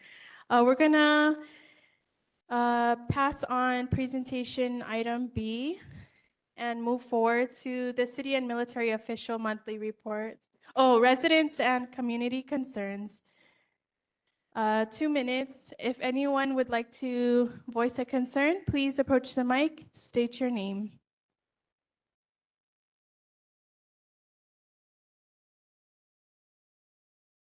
Anyone online would like to share a comment for community concerns? Okay, seeing none, we do have one for our NCO is going to share. Thank you. Okay, just for the record, this is coming from the Mayor's Office of Culture and the Arts, MOCA. This comes from Marian Cadora. She couldn't be here this evening to share the announcement, but she sent me an email. The email reads as such: at Kahai Point Beach Park, part of Phase 3 of the Vahipana project, we will create a site-specific mural on the pavilion. Native Hawaiian artists Miliana Meyer and Solomon Enos, and it states here specifically from who's an artist from Nānākuli, will collaborate closely with local community organizations and leaders from Nānākuli and Waianae to design imagery that reflects the various ahupua of the Waianae coast. There will be a mural workshop in mid-January 2026 working on shop designs and concepts. Painting will begin in late January or early February 2026, and there will be an opening celebration the weekend of February 21st and 22nd. The project aims to activate and reimagine the space, encouraging positive use and engagement in the area. We welcome your participation and will send an email in January inviting you all to the opening event. And Marian left her contact email. It's marian.cadora, MARION .CADORA at honolulu.gov if you have any questions or concerns, and she'll be more than happy to facilitate additional discussions if necessary. And that's the announcement, Chair. Thank you. Any further community resident concerns? Okay, seeing none, moving forward in our agenda, city and military official monthly reports. Mayor Rick Blangiardi has not appointed a representative to our board, so our NCO staff's gonna read the mayor's report. Thank you. Okay, so the memo, and just for the record, since there is no mayor representative yet, there is a memo that is submitted, which will be placed in the neighborhood Google Drive at the conclusion of the meeting. The month's highlights from the mayor's newsletter. New classes of HOSD and HESD recruits graduate, adding more life-saving personnel to the city operations. Blessings are held for the new E&V facilities at Hale o Honouliuli. E&V launches informational campaign to inform Oahu residents of island-wide sewer rate changes going to affect January 2026. Veterans exempt, from paying car registration fees. Honolulu signs a new friendship city agreement with Shonai, Japan. The holidays come to Honolulu Hale, including the return of Shaka Santa, tree topping ceremony, and opening of 2026 city lights with the annual Honolulu City Lights Parade. For department follow-ups, I know it was referenced from Senator DeCourt, but I'll reference it from the city side. Resident requested speed calming measures be installed along Farrington Highway, including more speed bumps and illuminated crosswalks similar to the ones along the drive into Ko'olina to help decrease speeding and increase pedestrian safety. The Department of Transportation Services, Farrington Highway is under the jurisdiction of Hawaii Department of Transportation, and the concern should be referred to as such, which of course we received follow-up to this evening. And that's the conclusion, Chair. Thank you. Any questions for the mayor's office to be added to the minutes? Any questions from the board for the mayor's office? Seeing none. Moving on to Councilmember Andrea Tupola. She did come this evening earlier and she presented these wonderful gifts to our board. So mahalo to Councilmember Tupola for the gift. And we have Kika online. Hi, Chair. Good evening. Hi, board members. Sorry it's dark. I'm in my car. Sorry I couldn't be there. I actually have a cold, so I didn't want to get sick. But happy holidays to everyone. And thank you guys all for your time. I just have we have the HPD task force that council members should have given you copies to. That you can review and we can talk more about later at the next board meeting, or you guys can email or call us directly. But I do have some news about the cattle gate at Black Rocks that was requested a year or two ago. So we are going to get the cattle gate there and it'll be up completed in March. We did put in budget for that gate and also lights at the parking lot. So the gate is the first thing they're going to work on the third quarter budget. And March again is the deadline that they should have the gate up. Other than that, I'm open for questions. Thank you so much, Kika. Any community concerns? Please approach the mic, state your name. Sorry, not community concerns, questions. Questions for Councilmember Tupola's office. Sorry. Okay. Sorry, the mic got moved earlier. Yeah. Aloha, my name's Eleanor. I wasn't able to attend last month's meeting, but I wanted to give my big mahalo to Councilwoman Tupola's office for the big cleanup at Ulehava Hakima Road, the beach park there. It is a lot quieter. It's a lot more peaceful. It is much appreciated, and we can see, hopefully now families can go and enjoy the beach park. I know it was a very, very huge undertaking, just seeing the amount of garbage and stuff just being pulled out from the berms and stuff that's still left there. Big shout out to those youth academy cadets that were there. They worked hard. I just kind of watched them throughout the day and they were just nonstop. They were just pulling stuff and piling it and getting it ready to get taken out. So yes, a very big thank you and a big mahalo for that. I know it was just how huge of an undertaking it was, and there's still stuff that's there that needs to be taken care of, and I hope that will be addressed soon. But again, just a big thank you for that, and hearing that part of the communities cry out for assistance and help in that. Thank you. Mahalo. Kika, did you want to give any follow-up to the cleanup? No, we just want to thank everybody that was a big part of it. Like she said, it was a lot, I do have to say. We are staying on it with parks. The sand still has to be restored. The park still has to be restored.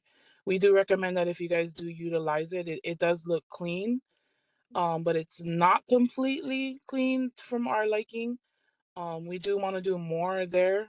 We are working with parks to keep that area at least utilized. I know you guys been seeing, they've been trying to trim more trees, grow more trees, and utilize the area more.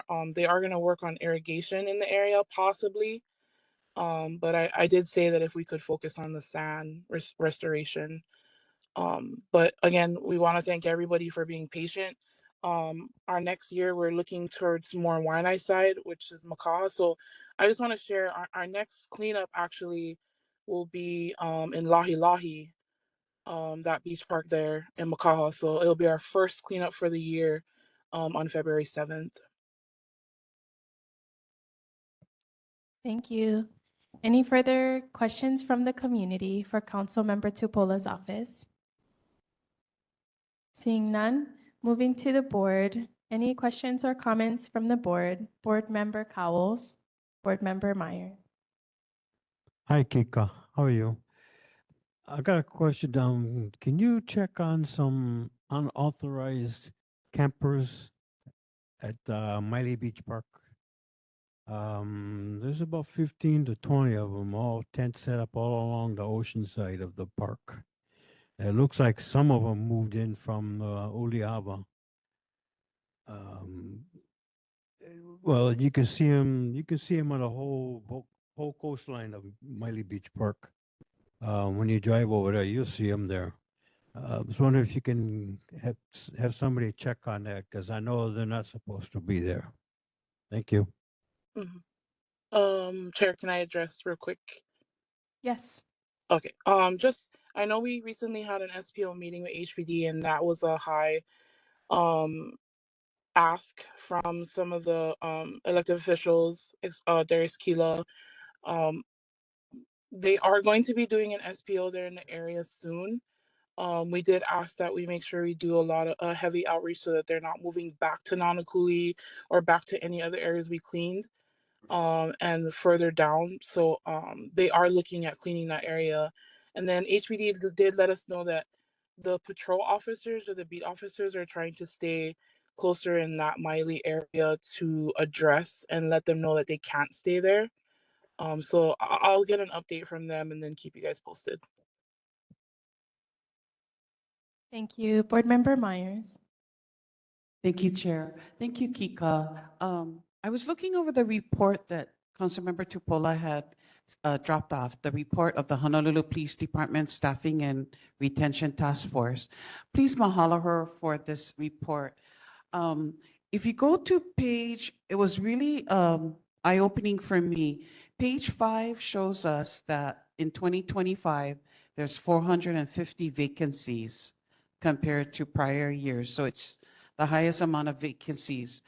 I was looking to page number 8, and I was very, very surprised to see in page number 8 that in 2024, there was 2,136 applications that were submitted. Eligible for exams, 2,040. I'm like, wow, there's potential. We could fill the 450 vacancies.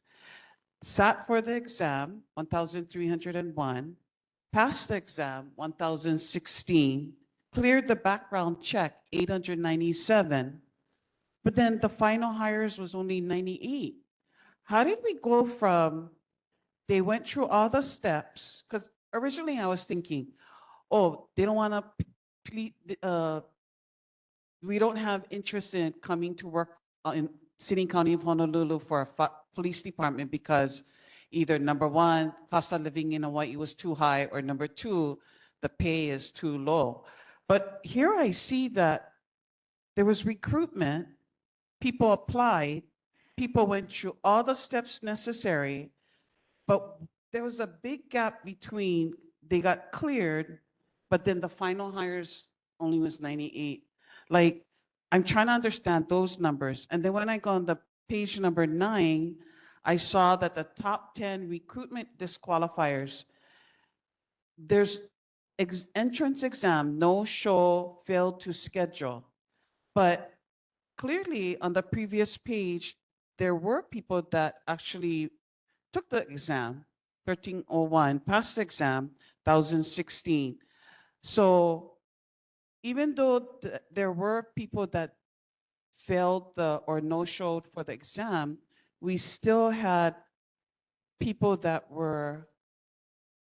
we could have hired, 897 that cleared the background. So I'm just wondering, what does HPD say? Why didn't they hire more than just 98? Does the council member have answers about this report that she wanted to highlight for us? That there's something going on at the HPD and why they didn't hire? Yeah, I actually will let her answer that for sure.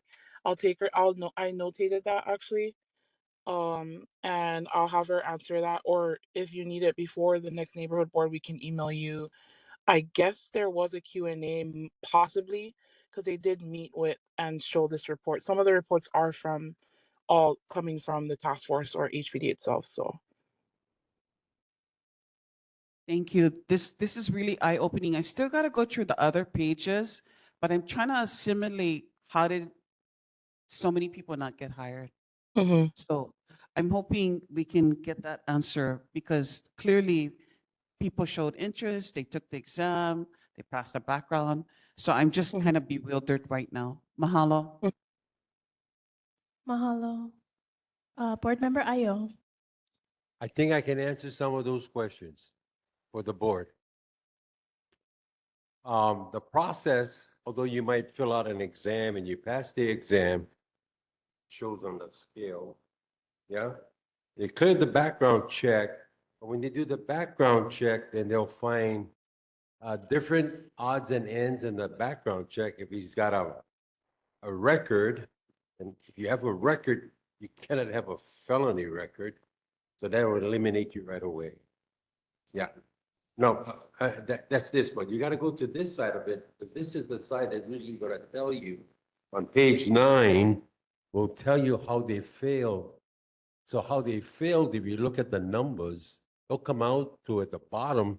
When you look at the bottom number, we drew from process because there's other inconsistencies. When they did file their original application, the original application that they filed, history, they talked to the neighbor, they talked to the friends, they talked to the high school teacher. They interview more than just your next door neighbor and your next of kin now. They interview everybody that you have known throughout your lifetime. So majority of the people that get hired on this thing are former military, people who are looking for jobs, military personnel, anybody that's had a indoctrination with college, high school, community schools, stuff like that. Anything to do with safety. They're going to look at those candidates first because they're the ones that are most interested in this application for the police department. Okay. And I'll give you an example. I was not interested when I applied as a police officer. It was a job to go to apply. So I applied. You had to have a 70 or better score. And if you didn't have 70 or better, you're eliminated, right? I had 72 when I passed. Just barely passed the exam. Okay. So after you pass the exam, then there's a most important psychological test that you have to take that lasts 2.5 hours. Now, during this test, when you take the exam, as far as the psych test, you can walk out of the thing because it will actually determine during that psychological testing if you're prepared for police work. And if you're not, they're going to tell you walk out now before you take the next exam. This is 2.5 hours now of psych stuff. So Thank you. that's why you get eliminated, though. And to answer Jermaine's question, now that they have a new system in place with computers, it's even more complicated and more intricate. More intricate. That was it, just to let you know. Thank you. Any further questions from the board for Councilmember Tupola's office? Seeing none, thank you for joining us online, Kika. We appreciate your office working hard during the holiday season. Nānākuli-Māʻili. Thank you. Hopefully you get well soon. Next on Thank our you. agenda, we have Board of Water Supply, Kathleen Pahinui here in person. Thank you for being patient. Thank you. Aloha, Nānākuli-Māʻili, and congratulations. Pleased to report no main breaks this month. Yay. And then the other thing we just want to remind people, especially for our Kapona, be careful of scams during the holidays. If somebody calls and they're from the Board of Water Supply and you need to pay your bill immediately, we don't take gift cards, wire transfers, or app payments. We don't do cryptocurrency. So we recommend is hang up the phone immediately and call us back at 808-748-5000 and ask one of our customer service reps, did you call us? And this again is especially important for your kupuna. Just remind them, if somebody calls them and asks them for money, just tell them to hang up and to tell you about it so you can take care of it. Please report it to us and then also file a police report as well. It just takes a few minutes, but that way we have a record of it. Any questions? Any questions from the board for Board of Water Supply, Kathleen Pahinui? I do. Board Member Yeah. Tector. During, it's for the bill pay, the process when customers go online and pay a bill, and then things are locked in, if you need to make installments. Once it's locked in and you go back in, it's hard to unlock that. Yeah. So I've been trying to get the Department of Water to, like, I guess, release it so that I could go back on and make sure, because you pay a certain amount and then there's a fee. And Well, we don't charge any fees. no fee. There's no fees. We charge no Transaction. interest, no Okay, fees. that must be HECO then. They're still Yeah, that was taking money. HECO. Okay, but if there's anyone I can call to unlock Yeah, it, I would. You know, I'm going to give them your phone number or your email tomorrow Yes. and ask our head of customer care to call you personally. Okay, thank you. You're very welcome. Board Member Myers.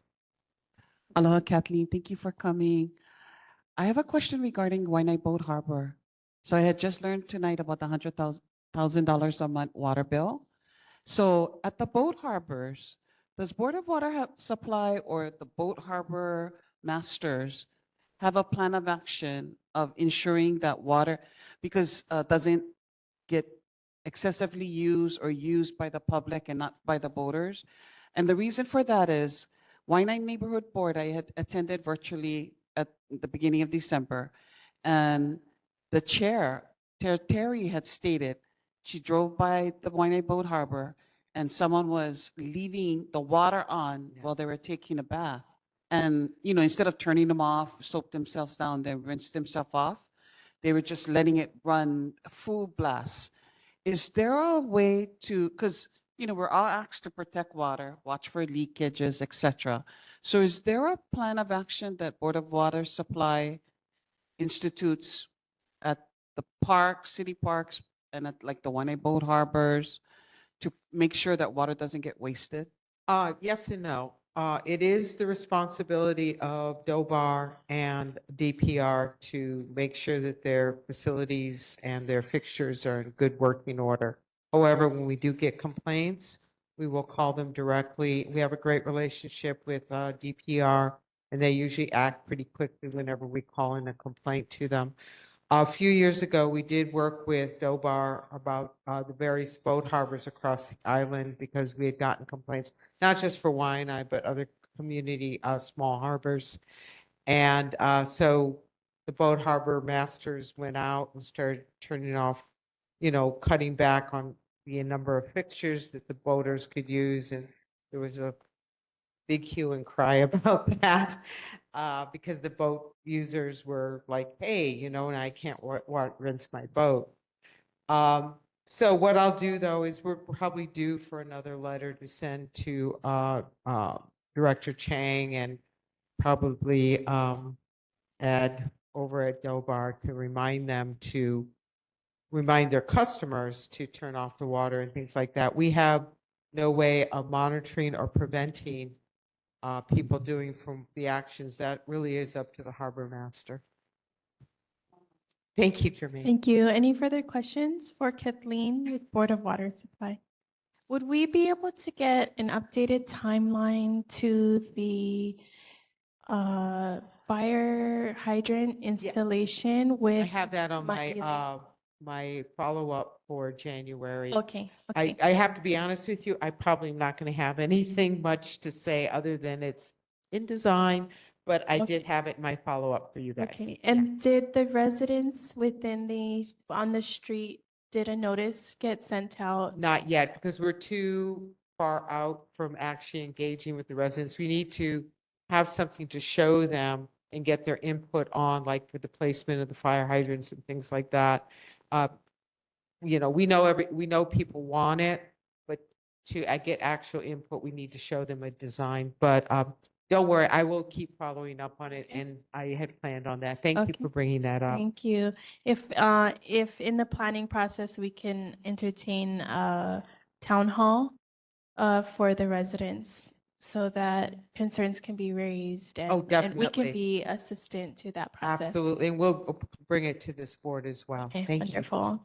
Thank you so much. We appreciate your time coming in person. Nānākuli-Māʻili. Have a safe drive. Next on our agenda, we have Army Representative, not present. Navy Representative Jewel Felipe online. Hi, can you guys hear me? Yes, we can. Okay, that's better than nothing because, sorry, apologies, my video's not working, but at least you can hear me. Were you guys able to get my slideshow? If not, I can just push forward to. Yes, we have your slideshow up. Okay. So I don't have much to say. I do want to cover, Ma'o Organic Farms was awarded $1.57 million from the U.S. Navy to advance wildfire and flood mitigation Lu'alu'ale. I know that's a lot of words. In short, this funding will advance food security, climate resilience, and Aina stewardship through a long-standing partnership between Ma'o and Organic Farms and the U.S. Navy. So this partnership began in 2019. It's not just Ma'o Organic Farms for this project. It's actually including Trust for Public Lands, as well as Waianae Mountain Watershed Partnership. So Ma'o has a total of 236 acres of property, but this project is just concentrated on 40 acres of that land. And if you could please go to the next slide. So the money was from a REPI program, and REPI actually stands for Readiness and Environmental Protection Integration. And so this is some details about the REPI program. And if you guys want more details, I admit I'm not an expert on this, but you can visit www.repirepi.mil if you want more information. So the U.S. Navy and Hawaii works in partnership with local communities to ensure both mission readiness and protection of natural and cultural resources. So at the end of the day, we do have the same mission to care for the Aina. Again, if you want more information, you can go ahead and maybe send the chat, or if you want to get my email, I can connect you to the right person to talk more about the REPI program. That's actually all that I have. I do want to say Mele Kalikimaka, as well as, Happy New Year to everyone. Thank you so much, Jules. We appreciate the updates. And congratulations to Ma'o Farms in getting the funds from the Navy to be able to continue the work that they do to feed our community. So any questions for the Navy from the community? Seeing none. Any questions from the board for Jules with the Navy? Seeing none. Okay, Jules, thank you so much for the update. We appreciate the feedback, and we look forward to seeing you. We're going to be in recess in January, so our next meeting is in February. Thank you so much. Mahalo and aloha. Happy holidays, everyone. I'll miss you all. See you next year. Mahalo. Next on our agenda is board business. Moving to the approval of September 16, 2025 and October 21st, 2025 tabled meeting minutes. Do I have a motion? So move, Chair. Any To second? approve the September, October, and November meeting minutes. Seconded by Board Member Manoa. Okay, gonna take a voice vote. All those in favor say aye. All those opposed say nay. Any abstentions? Minutes approved for September 16th and October 21st, 2025. Moving on to the approval of November 18th, 2025 regular meeting minutes. Do I have a motion? Run the attendance of the community. No, November. The previous minutes were tabled for addition. This is now November's regular meeting minutes. So move to approve the November 18th regular meeting minutes. Approved and seconded by Board Member Io. Okay, going for a vote. All those in favor say aye. Any say nay? Any abstentions? Motion carries. November 18th regular meeting minutes has been approved. Moving on to November 2025 board member attendance at committee meetings and/or public hearings. Okay, so when I say your name, please go ahead and use the microphone. Board Member Io. Board Member Tector. Just the SCC meeting. Okay, thank you. Board Member Cowles. None. Board Member Dela Cruz.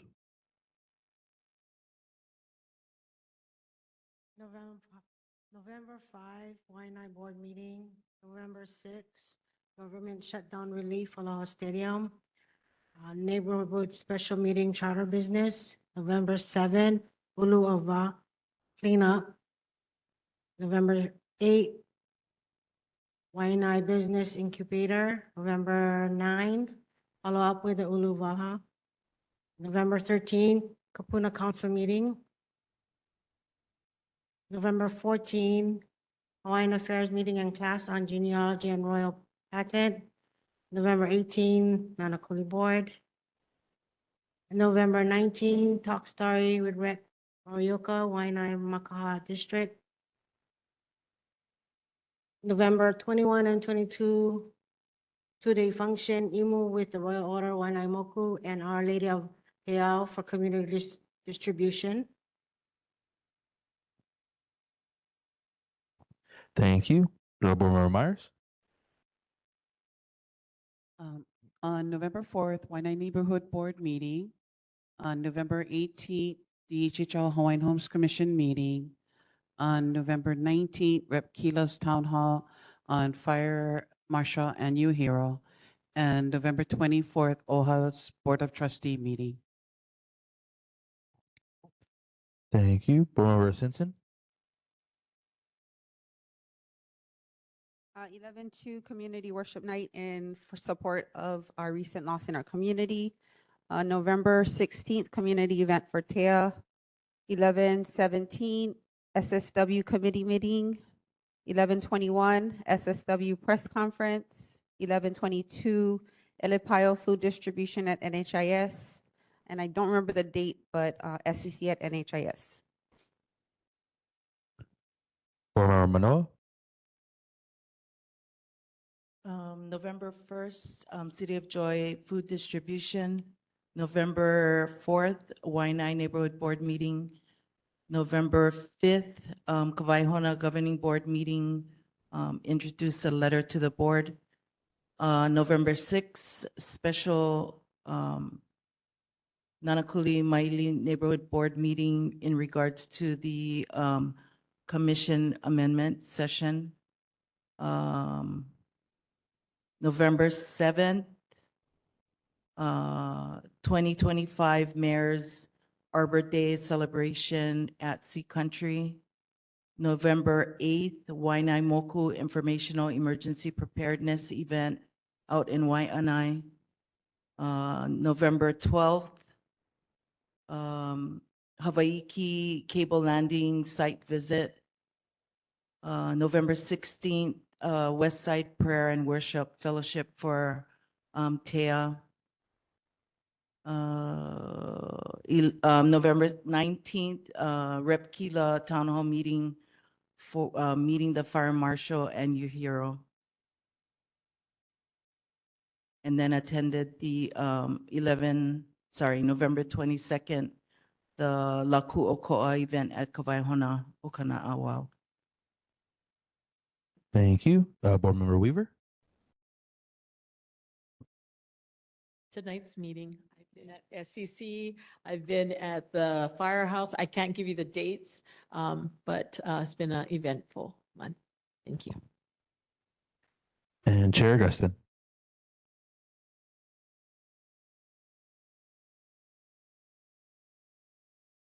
November 12th, the Hawaii Cable Landing Station site visits.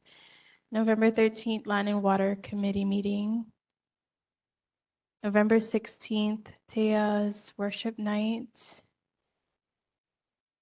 hosted by Patty Teruya. Decoration of the Nānākuli-Māʻili Neighborhood Board Christmas tree at Kapolei Hale on November 19th. Celebration of Life and Fiafia Night for Tea Mahilona on November 21st. And that's it. Thank you for presenting your participation in one of the busiest months, November. Excuse me, may I add? I'm sorry. Okay. If you could write that. Go ahead, The- Board Member Tector. I did attend the November 6th Commission's meeting. Also, the 15th was sine wave for TAIL with HPD and community. The 18th was the Nānākuli Department of Hawaiian Homelands. And the 19th, decoration at Kapolei Hale for our board. Thank you. Thank you. Any further adjustments? Okay, moving forward to our next agendized item, the adoption of the 2025 Charter Commission Amendment proposals, Manoa, Augustine, and Myers. So the Charter Commission deadline was in November, and recommendations were to submit independently just to meet the deadline, as it was more important to submit. And now that those submissions have gone through, we will go ahead and read out independently the recommendations for the Charter Commission by board member, and an opportunity will be presented for our board to adopt these proposals. Thank you.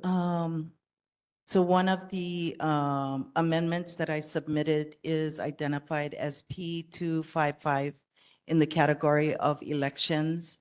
I stated that the issue in using the form of, and in quotations, a daily newspaper of general circulation for any purpose.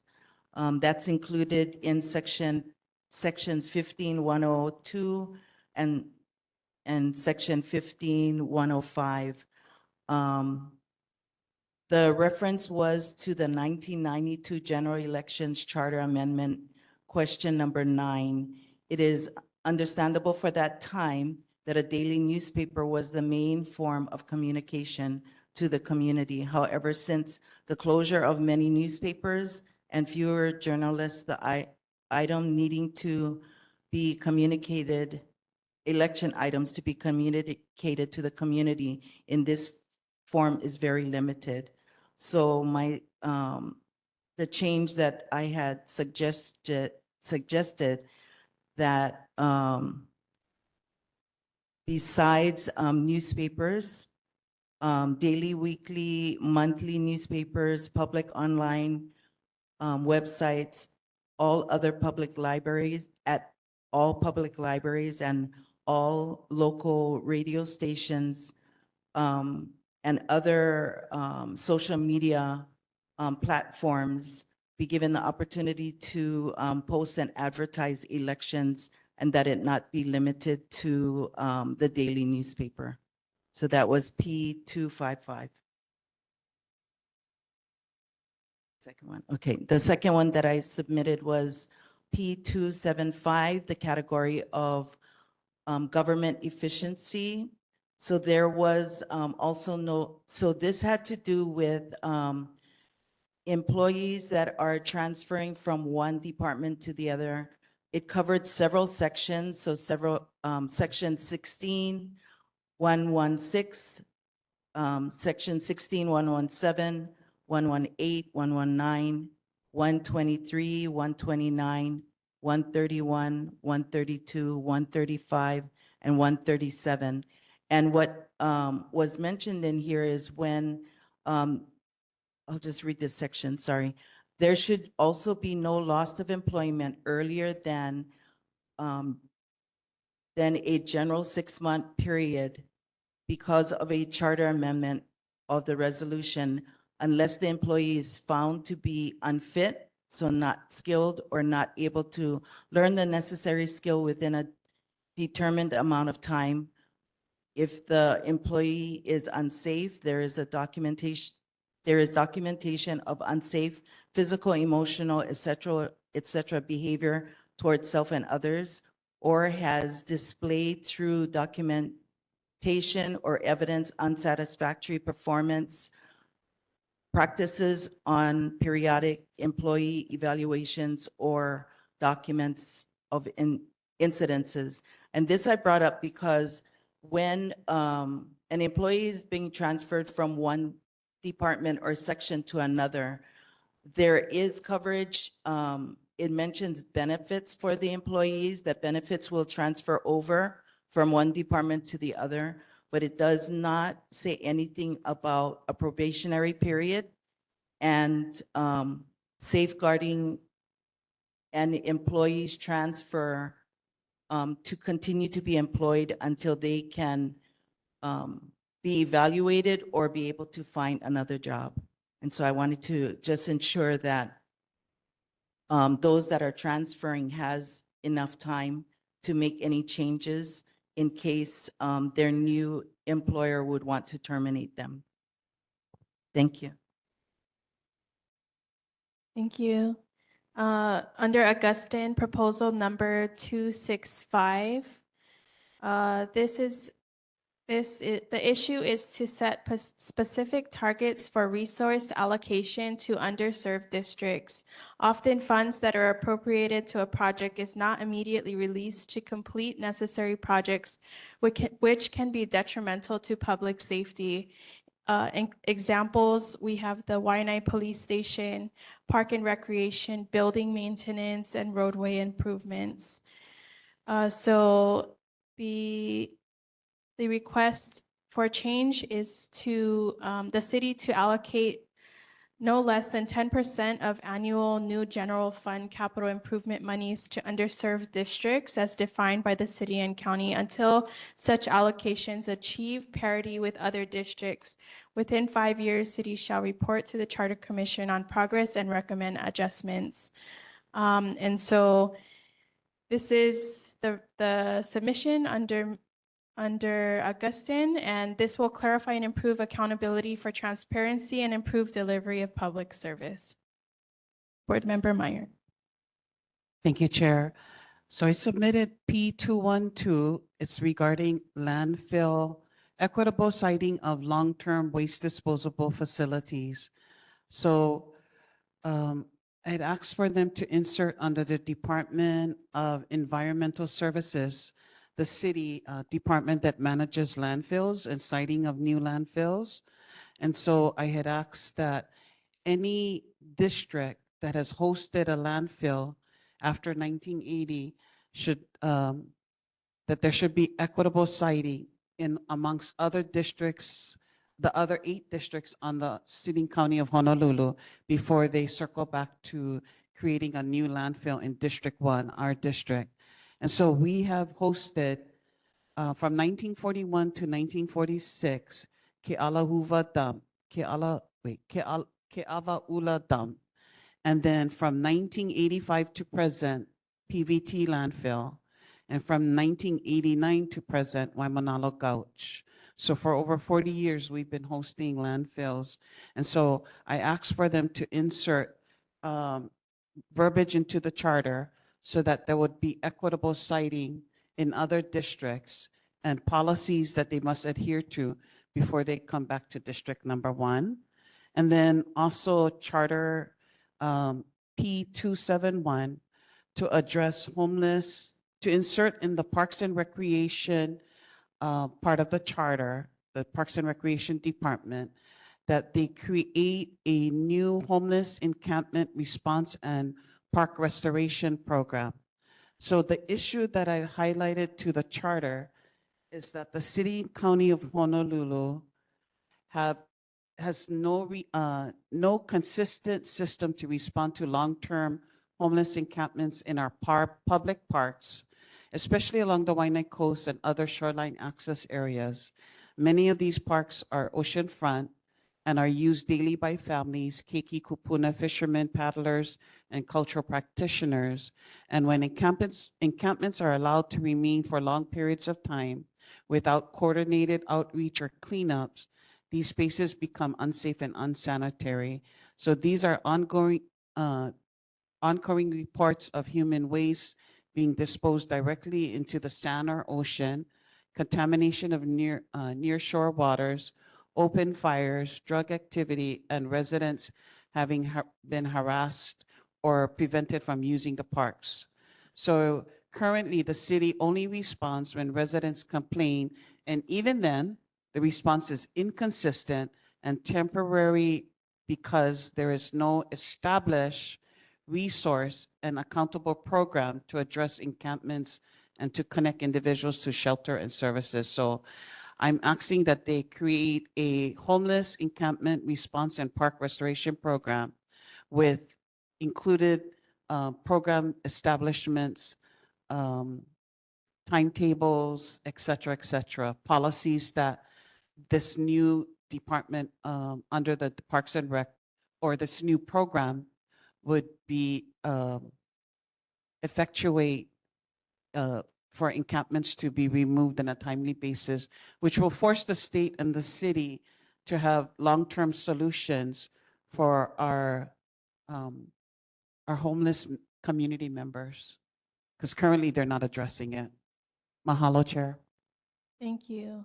So the Charter Commission amendments only happen every 10 years. And so this is an opportunity for this board to allow for changes to occur with the Honolulu City and County. So in the process, what we're looking to do is follow these submissions with the charter, and hopefully some of them will end up on the November election ballot, where the general public will be able to provide their vote whether or not they support these submissions or not. There were over 200 submissions, and so and there's only one election ballot, so they really narrowed those amounts down. And so there was a hearing yesterday with the city and county, and we are going to continue to follow them. And the recommendation is that when it's adopted by the board, it holds more weight to follow through in the process. So I leave that and entertain a motion now. Chair, I'd like to make a motion. Board Member Myers. I'd like to make a motion that the Nānākuli-Māʻili Neighborhood Board number 36 supports and adopts the following 5 charter amendments submitted to the City Charter Commission. Charter Amendment P265 submitted by Board Member Augustin in regards to resource allocation to underserved districts. Charter Amendment P255 submitted by Board Member Manoa in regards to election notification. Charter Amendment P275 submitted by Board Member Manoa in regards to government efficiency. Charter Amendment P212 submitted by Board Member Myers in regards to equitable landfill siting, and Charter Amendment P271 submitted by Board Member Myers in regards to homeless encampment enforcement at city park and beaches. Okay, I have a motion. Do I have a second? Second. Seconded by Manoa. And I will open the floor for discussion before we take the vote. Any questions or concerns, thought process in the amendment proposals? May I say something? Board Member Tector. We need to take the vote first and then have discussions. We have a discussion and then we take our vote. Yeah, thank you.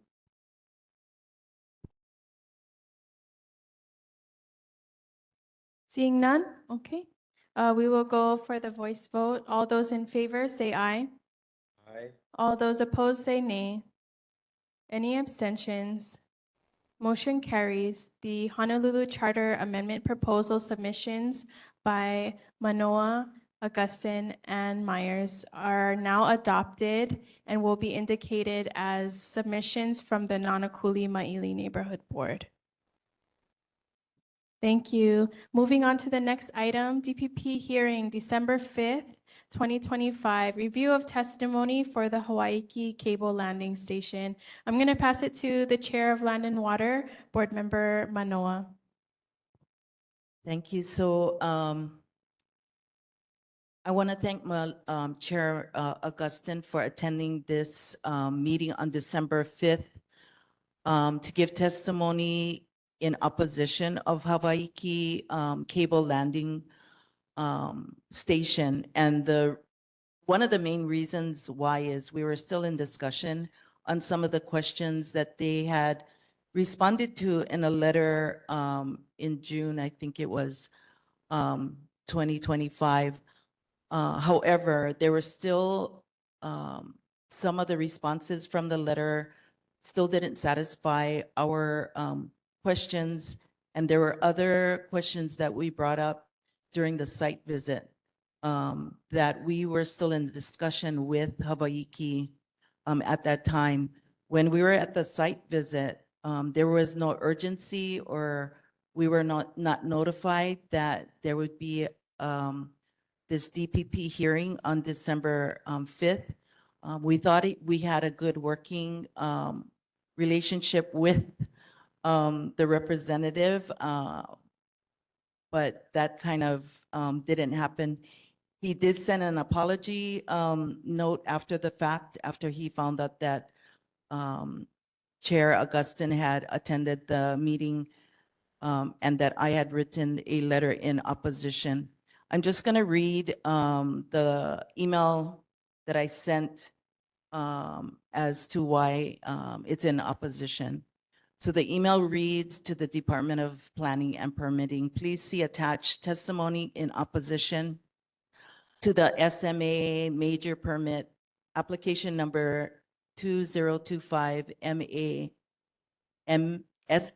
75 and 2025 SV1 Hawaii Cable Landing Expansion Project Special Management Area Permit Major and Shoreline Setback Variance to allow the expansion of the existing cable and land station and the installation of 3 new telecommunication cables via horizontal directional drilling within the shoreline setback.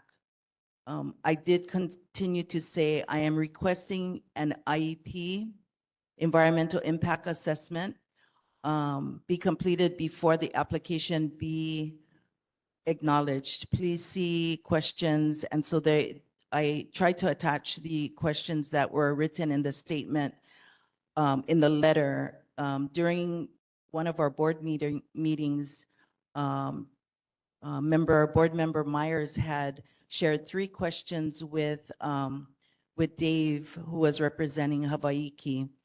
And question number 3 had to do with, as I look back on the city and county's Waianae and Sustainable Community Plan vision elements that affected elements number 2, 3, 9, and 10. If you want to reference that, you can just go ahead and check what our Waianae Sustainable Community Plan is. And it's basically talking about taking care of Aina, ensuring that the Aina is respected, and that as a people in Hawaii, that we will be able to enjoy the fruits of the Aina and give back to the Aina throughout our generations for those who are living and those who are not born yet. And so that's a far reach. In a letter back from the Department of Planning and Permitting, they had mentioned to me that an environmental assessment was made, but I was asking for an environmental impact assessment. And my concern was the microorganisms that are affected by the cables being laid down on the sand under the ocean. They bring up in their application talking about stingrays and other larger marine animals, but we all know that the tiniest microorganisms also affect people. And so that's what I wanted more information on. However, that the DPP was accepted because the EA was already approved and accepted by the Department of Planning and Permitting. So I will see if we can follow up with them, as they did invite us to call. I will be sure to call and talk to them about our concerns, especially as it reflects back on our Waianae Community Sustainable Plan, which is listed on their website. Thank you. Thank you. So the status of the DPP submission for Hawaii Cable Landing Station under the Nānākuli-Māʻili Neighborhood Board will remain in opposition until the Hawaii Cable Landing Station comes to provide a presentation to the board at large to gain support moving forward. Thank you. Moving on to resolution of Nānākuli-Māʻili Neighborhood Board legislative priorities. I would like to invite the board to attend a special meeting on Thursday, January 8th, 2025, here at the Nānākuli Public Library from 5 to 6 p.m. Come prepared with 2026, the new year, January 8th, 2026, 5 to 6 p.m. here at the Nānākuli Public Library. Come with a list of legislative priorities so we can submit all together as a board the recommendations of the board for the upcoming legislative session before January 21st. Okay. Do I have a motion to support a special meeting for our board to plan the legislative priorities for 2026? I move that we accept this date, January 8th, to assist in the legislative session for 2026. Okay, motion made by Board Member Tector, seconded by Dela Cruz. All those in favor, say aye. Aye. All those opposed, say nay. Any abstentions? Motion carries. Thank you. Please put that on your calendar, save the date so we can meet. It will be prior to Education and Land and Water Committee. Thank you. Discussion. Oh, discussion on the table. Board Member Ayo. For January 8th, right? That's a Thursday. It's a Thursday from 5 to 6. Yes. Yes. Is it mandatory that we have to come to the meeting unless? If you're not able to attend, you're welcome to send an email of your legislative priorities to be added to the list. Unless you provide that information, we won't be able to submit that to our legislators. Thank you. So what is the process going to be? So on January 8th, we're all going to submit our priorities together. Yes, and then- we need at least 5 members present to vote to support the submission as a whole. So you're going to agendize the meeting. So yes, it will be a special meeting for our board only. Okay, so we have, okay, so we'll have to have 5 members in order to. We have to have 5, yes, 5 members present at the January 8th meeting in order for us to submit our legislative proposal. Okay, perfect. Thank you. Board Member Asinson. Just for clarity, we are in recess, right? So we don't have the committee meetings on that Thursday, from what I more. Oh, okay. So we can move the meeting to be later if needed. Okay. We can move the meeting to start at 6 o'clock to allow for those who are traveling from work to be present. Starting 6 p.m., January 8th, 2026, 6 to 7 p.m. Unless there's a choice to keep it. I prefer to keep it if Okay, possible. we will keep it. We will keep it 5 to 6. All right, thank you. Okay. Thank you so much. We have no community. Yes, January 8th, 5 p.m. to 6 p.m. here at the Nānākuli Public Library. Thank you so much for your participation so we can be effective for this upcoming legislative session.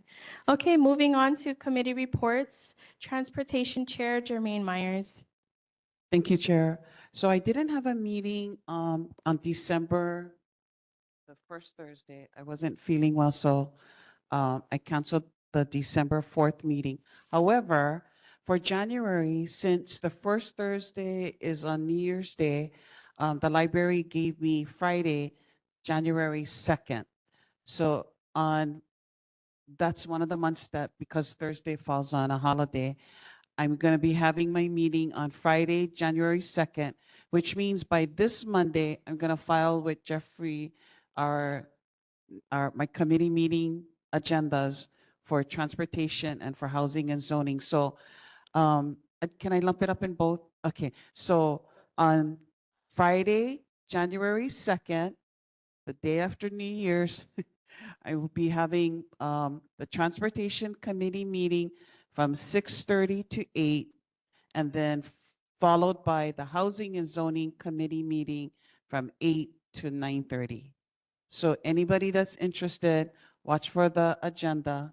I'm going to have a full agenda because there's a lot that needs to be addressed. And then it'll be prior to also the legislative. So I'm hoping my committee can discuss the legislative proposals that we would like to bring up on January 8th. Mahalo. Land and Water Chair Valerie Manoa and Education Chair Valerie Manoa. Thank you, Chair. I'm going to start with education. And I'm going to start with the Olelo No'eau, just so that I can mention the organization that came to present. So the Olelo No'eau for education, our education committee is E Lave Ike A'o A Malama A E Oe Mau Ka Na'owau, which means he or she who takes their teachings and applies them increases his or her knowledge. So in the education committee, we try to either provide or take away barriers for keiki, kupuna, ohana in our area in order to explore, journey, evolve, become, and belong. And I wanted to share that because the Waianae Coast Comprehensive team came in to present to our committee, and they are asking when there is time in our board meeting to present. They have great educational and employment opportunities for our Nānākuli and Māʻili residents, and also the residents in our Waianae Moku. Those who attended this meeting, so Paul, Kau'i, and I did ask some questions. There were some good discussions and suggestions that came about during that meeting. But of course, I don't want to take up their presentation. So it was a very fabulous presentation, and especially knowing what's happening in the Butler building. So whenever we can schedule them, Chair. In the Land and Water Committee, I want to invite everyone, if we are not familiar with, because I had to familiarize myself with the Waianae Community Sustainable Plan, to please go in and look at that. And for any organization coming in, wanting a letter of support of any other type of support from the Nānākuli-Māʻili Neighborhood Board to understand what that sustainable plan is when they come in and present, because I really don't want to go far from that. The last thing that I want to bring up on the Land and Water Committee was, and I'm grateful for Leah, I hope I say her last name correct, Half. She sent me an email of a link to the Civil Beat talking about the newest pest that has been happening on the Big Island, the Queen's land longhorn beetle, where we're so familiar on Oahu with the rhinoceros beetle. That long Queen's Island longhorn beetle from Australia has been attacking other fruit trees. So like ulu, it also attacks and prefers the kukui tree. I should have listed the other, but other fruit trees. So ulu trees, the cacao trees, and other trees that have been damaged out on the Big Island. And we need to be vigilant about these, because now there's other pests coming in to take up our food trees. I know the other legislator in Wahiawa was talking about pest control. And so, we have this battle between pest control and how to battle our pests, and then just us being vigilant. So if you have the opportunity to look on Civil Beat, that was in November, the article was November 7th. And please read through and educate yourself and ensure that your trees on your property or where you may be employed or family property doesn't look like the trees that are described in the article. So I hope we can move forward with maybe bringing Sharon onto our committee to talk more about that and how to prevent the beetle coming into our on our island. We are going to be on recess in January, and then we'll be continuing our education and land and water meeting to continue in February, the second Thursday here, starting at 6:30 for Education Committee, and then Land and Water at 8 o'clock. Thank you. Thank you. Next, we have Hawaiian Affairs Chair, Board Member Tector. Hi. For November, we had to cancel our meeting because it clashed with Darius Kila, which was okay. For this month, our meeting is tomorrow. So yesterday, I attended the DHHL Commissioners Meeting held at Kalani Ho'okaha. I submitted a letter on behalf of Hawaiian Affairs requesting their attendance due to a lot of the beneficiaries requesting their presence and attendance in answering questions that reference their home. And I will be waiting for the director, Kali Watson. And at this point, my next letter will be more aggressive in letting them know that it's just pure negligent. And after the New Year's, we need answers. So this is all I have to report. Other than tomorrow's meeting, I will be recessing in the month of January and resume in February. Thank you. Thank you. Park and Recreation Chair, Board Member Cowles. Thank you, Chair. We're having a meeting on the 30th of this month at 6:30, Kalaniʻōʻili Beach Park, and then recess for January and resume February 24th. And I don't have anything else to report on it yet so far. So I'm working on some things, but no report. Thank you. Thank you. Public Health and Safety Chair, Board Member Ayo. So the I'm sorry. Hold on. I got my thoughts here. So Mapuana, our meeting for Hawaiian Affairs tomorrow, we're not having one then, right? Because we're going to Oahu. No, tomorrow. I will be sending a representative to that meeting, which is for Darius, but I will be meeting here. I Here. don't need to attend that meeting. I think we have enough representatives that can bat for me. Okay. Thank you. Gotcha. Anyway, on to Public Health and Safety Chair. I first wanted to address the transportation, which is germane. I highly recommend, take the Skyline transportation ride when you get a chance. If you are traveling to the outer islands or any place further away from Hawaii, take the Skyline. And I'll tell you why. You'll save time and money. Gas also included. You'll save that time and money. We did a trip, the wife and I,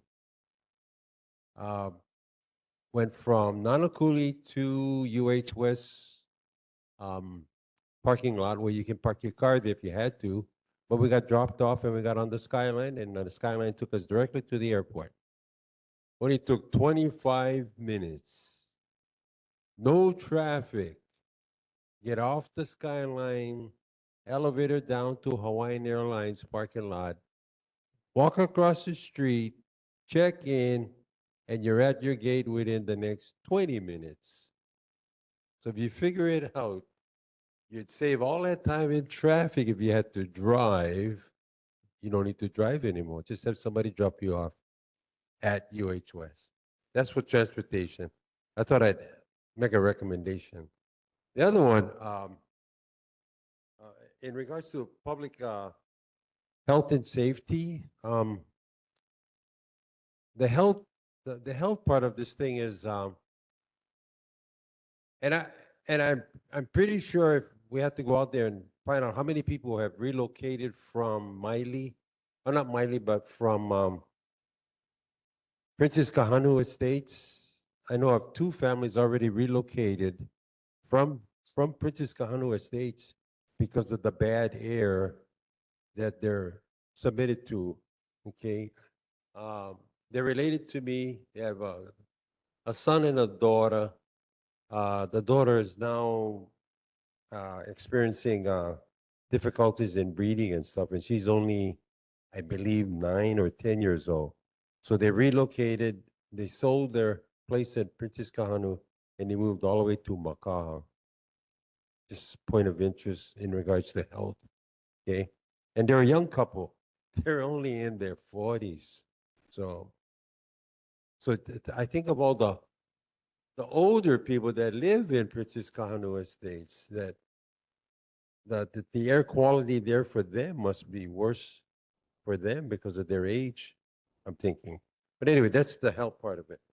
My safety part, in regards to the horrific accident that happened right in front of Kaihona School in regards to Mahilona, I'm going to submit something in regards to the crosswalk. The crosswalk itself is the main attraction to walk across the street. Yeah. And I've been there pretty much almost every day, noticing how people walk across from Mauka to Makai or Makai to Mauka, that crosswalk.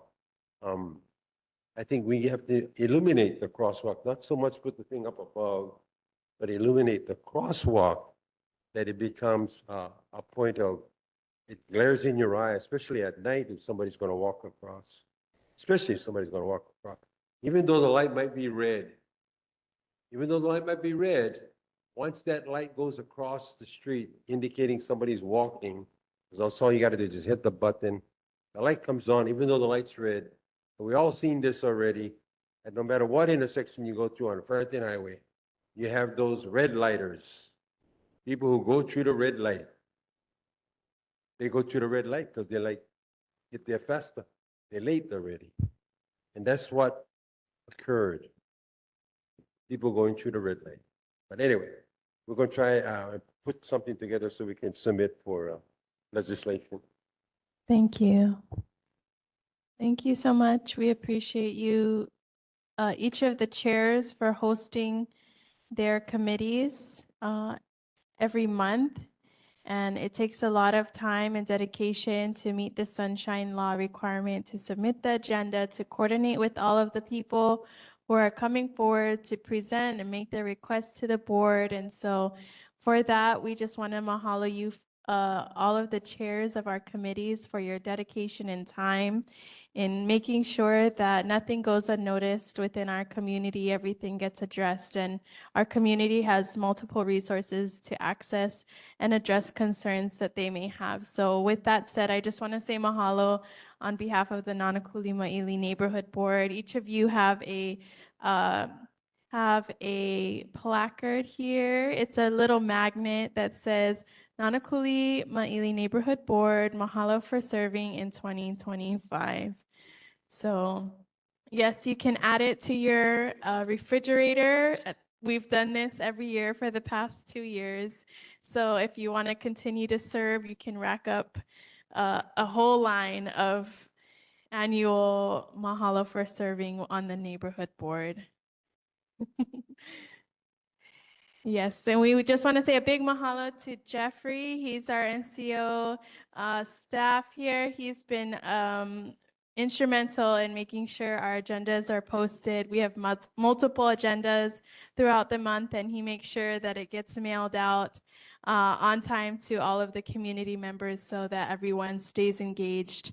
If you're not yet a part of our mailing system, you're welcome to go to our NCO website to subscribe, to receive emails, and also mailed hard copy paper to your address, so that you can receive all the invitations to attend our committee meetings and also our board at large. This is where information is relayed so that community can get engaged. Announcements we have, tomorrow is the Nānākuli-Māʻili Neighborhood Board Hawaiian Affairs Committee here at the Nānākuli Public Library at 6 p.m. Wednesday, December 17th, 6 to 8 p.m. as well. This is a simultaneous, there's the Office of Hawaiian Affairs Community Briefing and listening session on military lease lands at Māʻili Learning Center. On Wednesday, we have New Year's in the mix, Christmas and New Year's in the mix of all of that. So mele kalikimaka meka ha'oli maka hiki ho. Wednesday, January 21st, 2026 is the Hawaii State Legislative Session that will begin. That's opening day. If you want to go meet your legislators at the Capitol, you can go on that day. Our board will recess in January and resume for our next regular board meeting on Tuesday, February 17th, 2026 at 7 p.m. at the Nānākuli Public Library and online via WebEx. Mahalo everyone for joining us. Any last comments while we have time? I will open the floor for the board. Board member Ayo. Only one announcement, December 27, 28, Hawaii Convention Center, Kulia Volleyball Club, 10s, 12s, 14s, and 16s. That's the age of the girls. They're competing in the what we call the Christmas holiday volleyball tournament. Board member Manoa. Sorry, Paul, did you say if you're having a meeting this month for public health and safety, December 30th? And then are you going to recess in January? Okay, thank you. Any further announcements? Okay, and again, congratulations to the newest board member, Charla Weaver. We welcome you, and you officially completed your first meeting. So congratulations. Mahalo for the Daughters Day as well. So have a safe holiday season. It's Makahiki. Be careful on the beach and also mindful on the roads. More time than money. We're in a busy season, but it's better to arrive to your destination than have any accidents. So with that said, we are adjourned. Mahalo.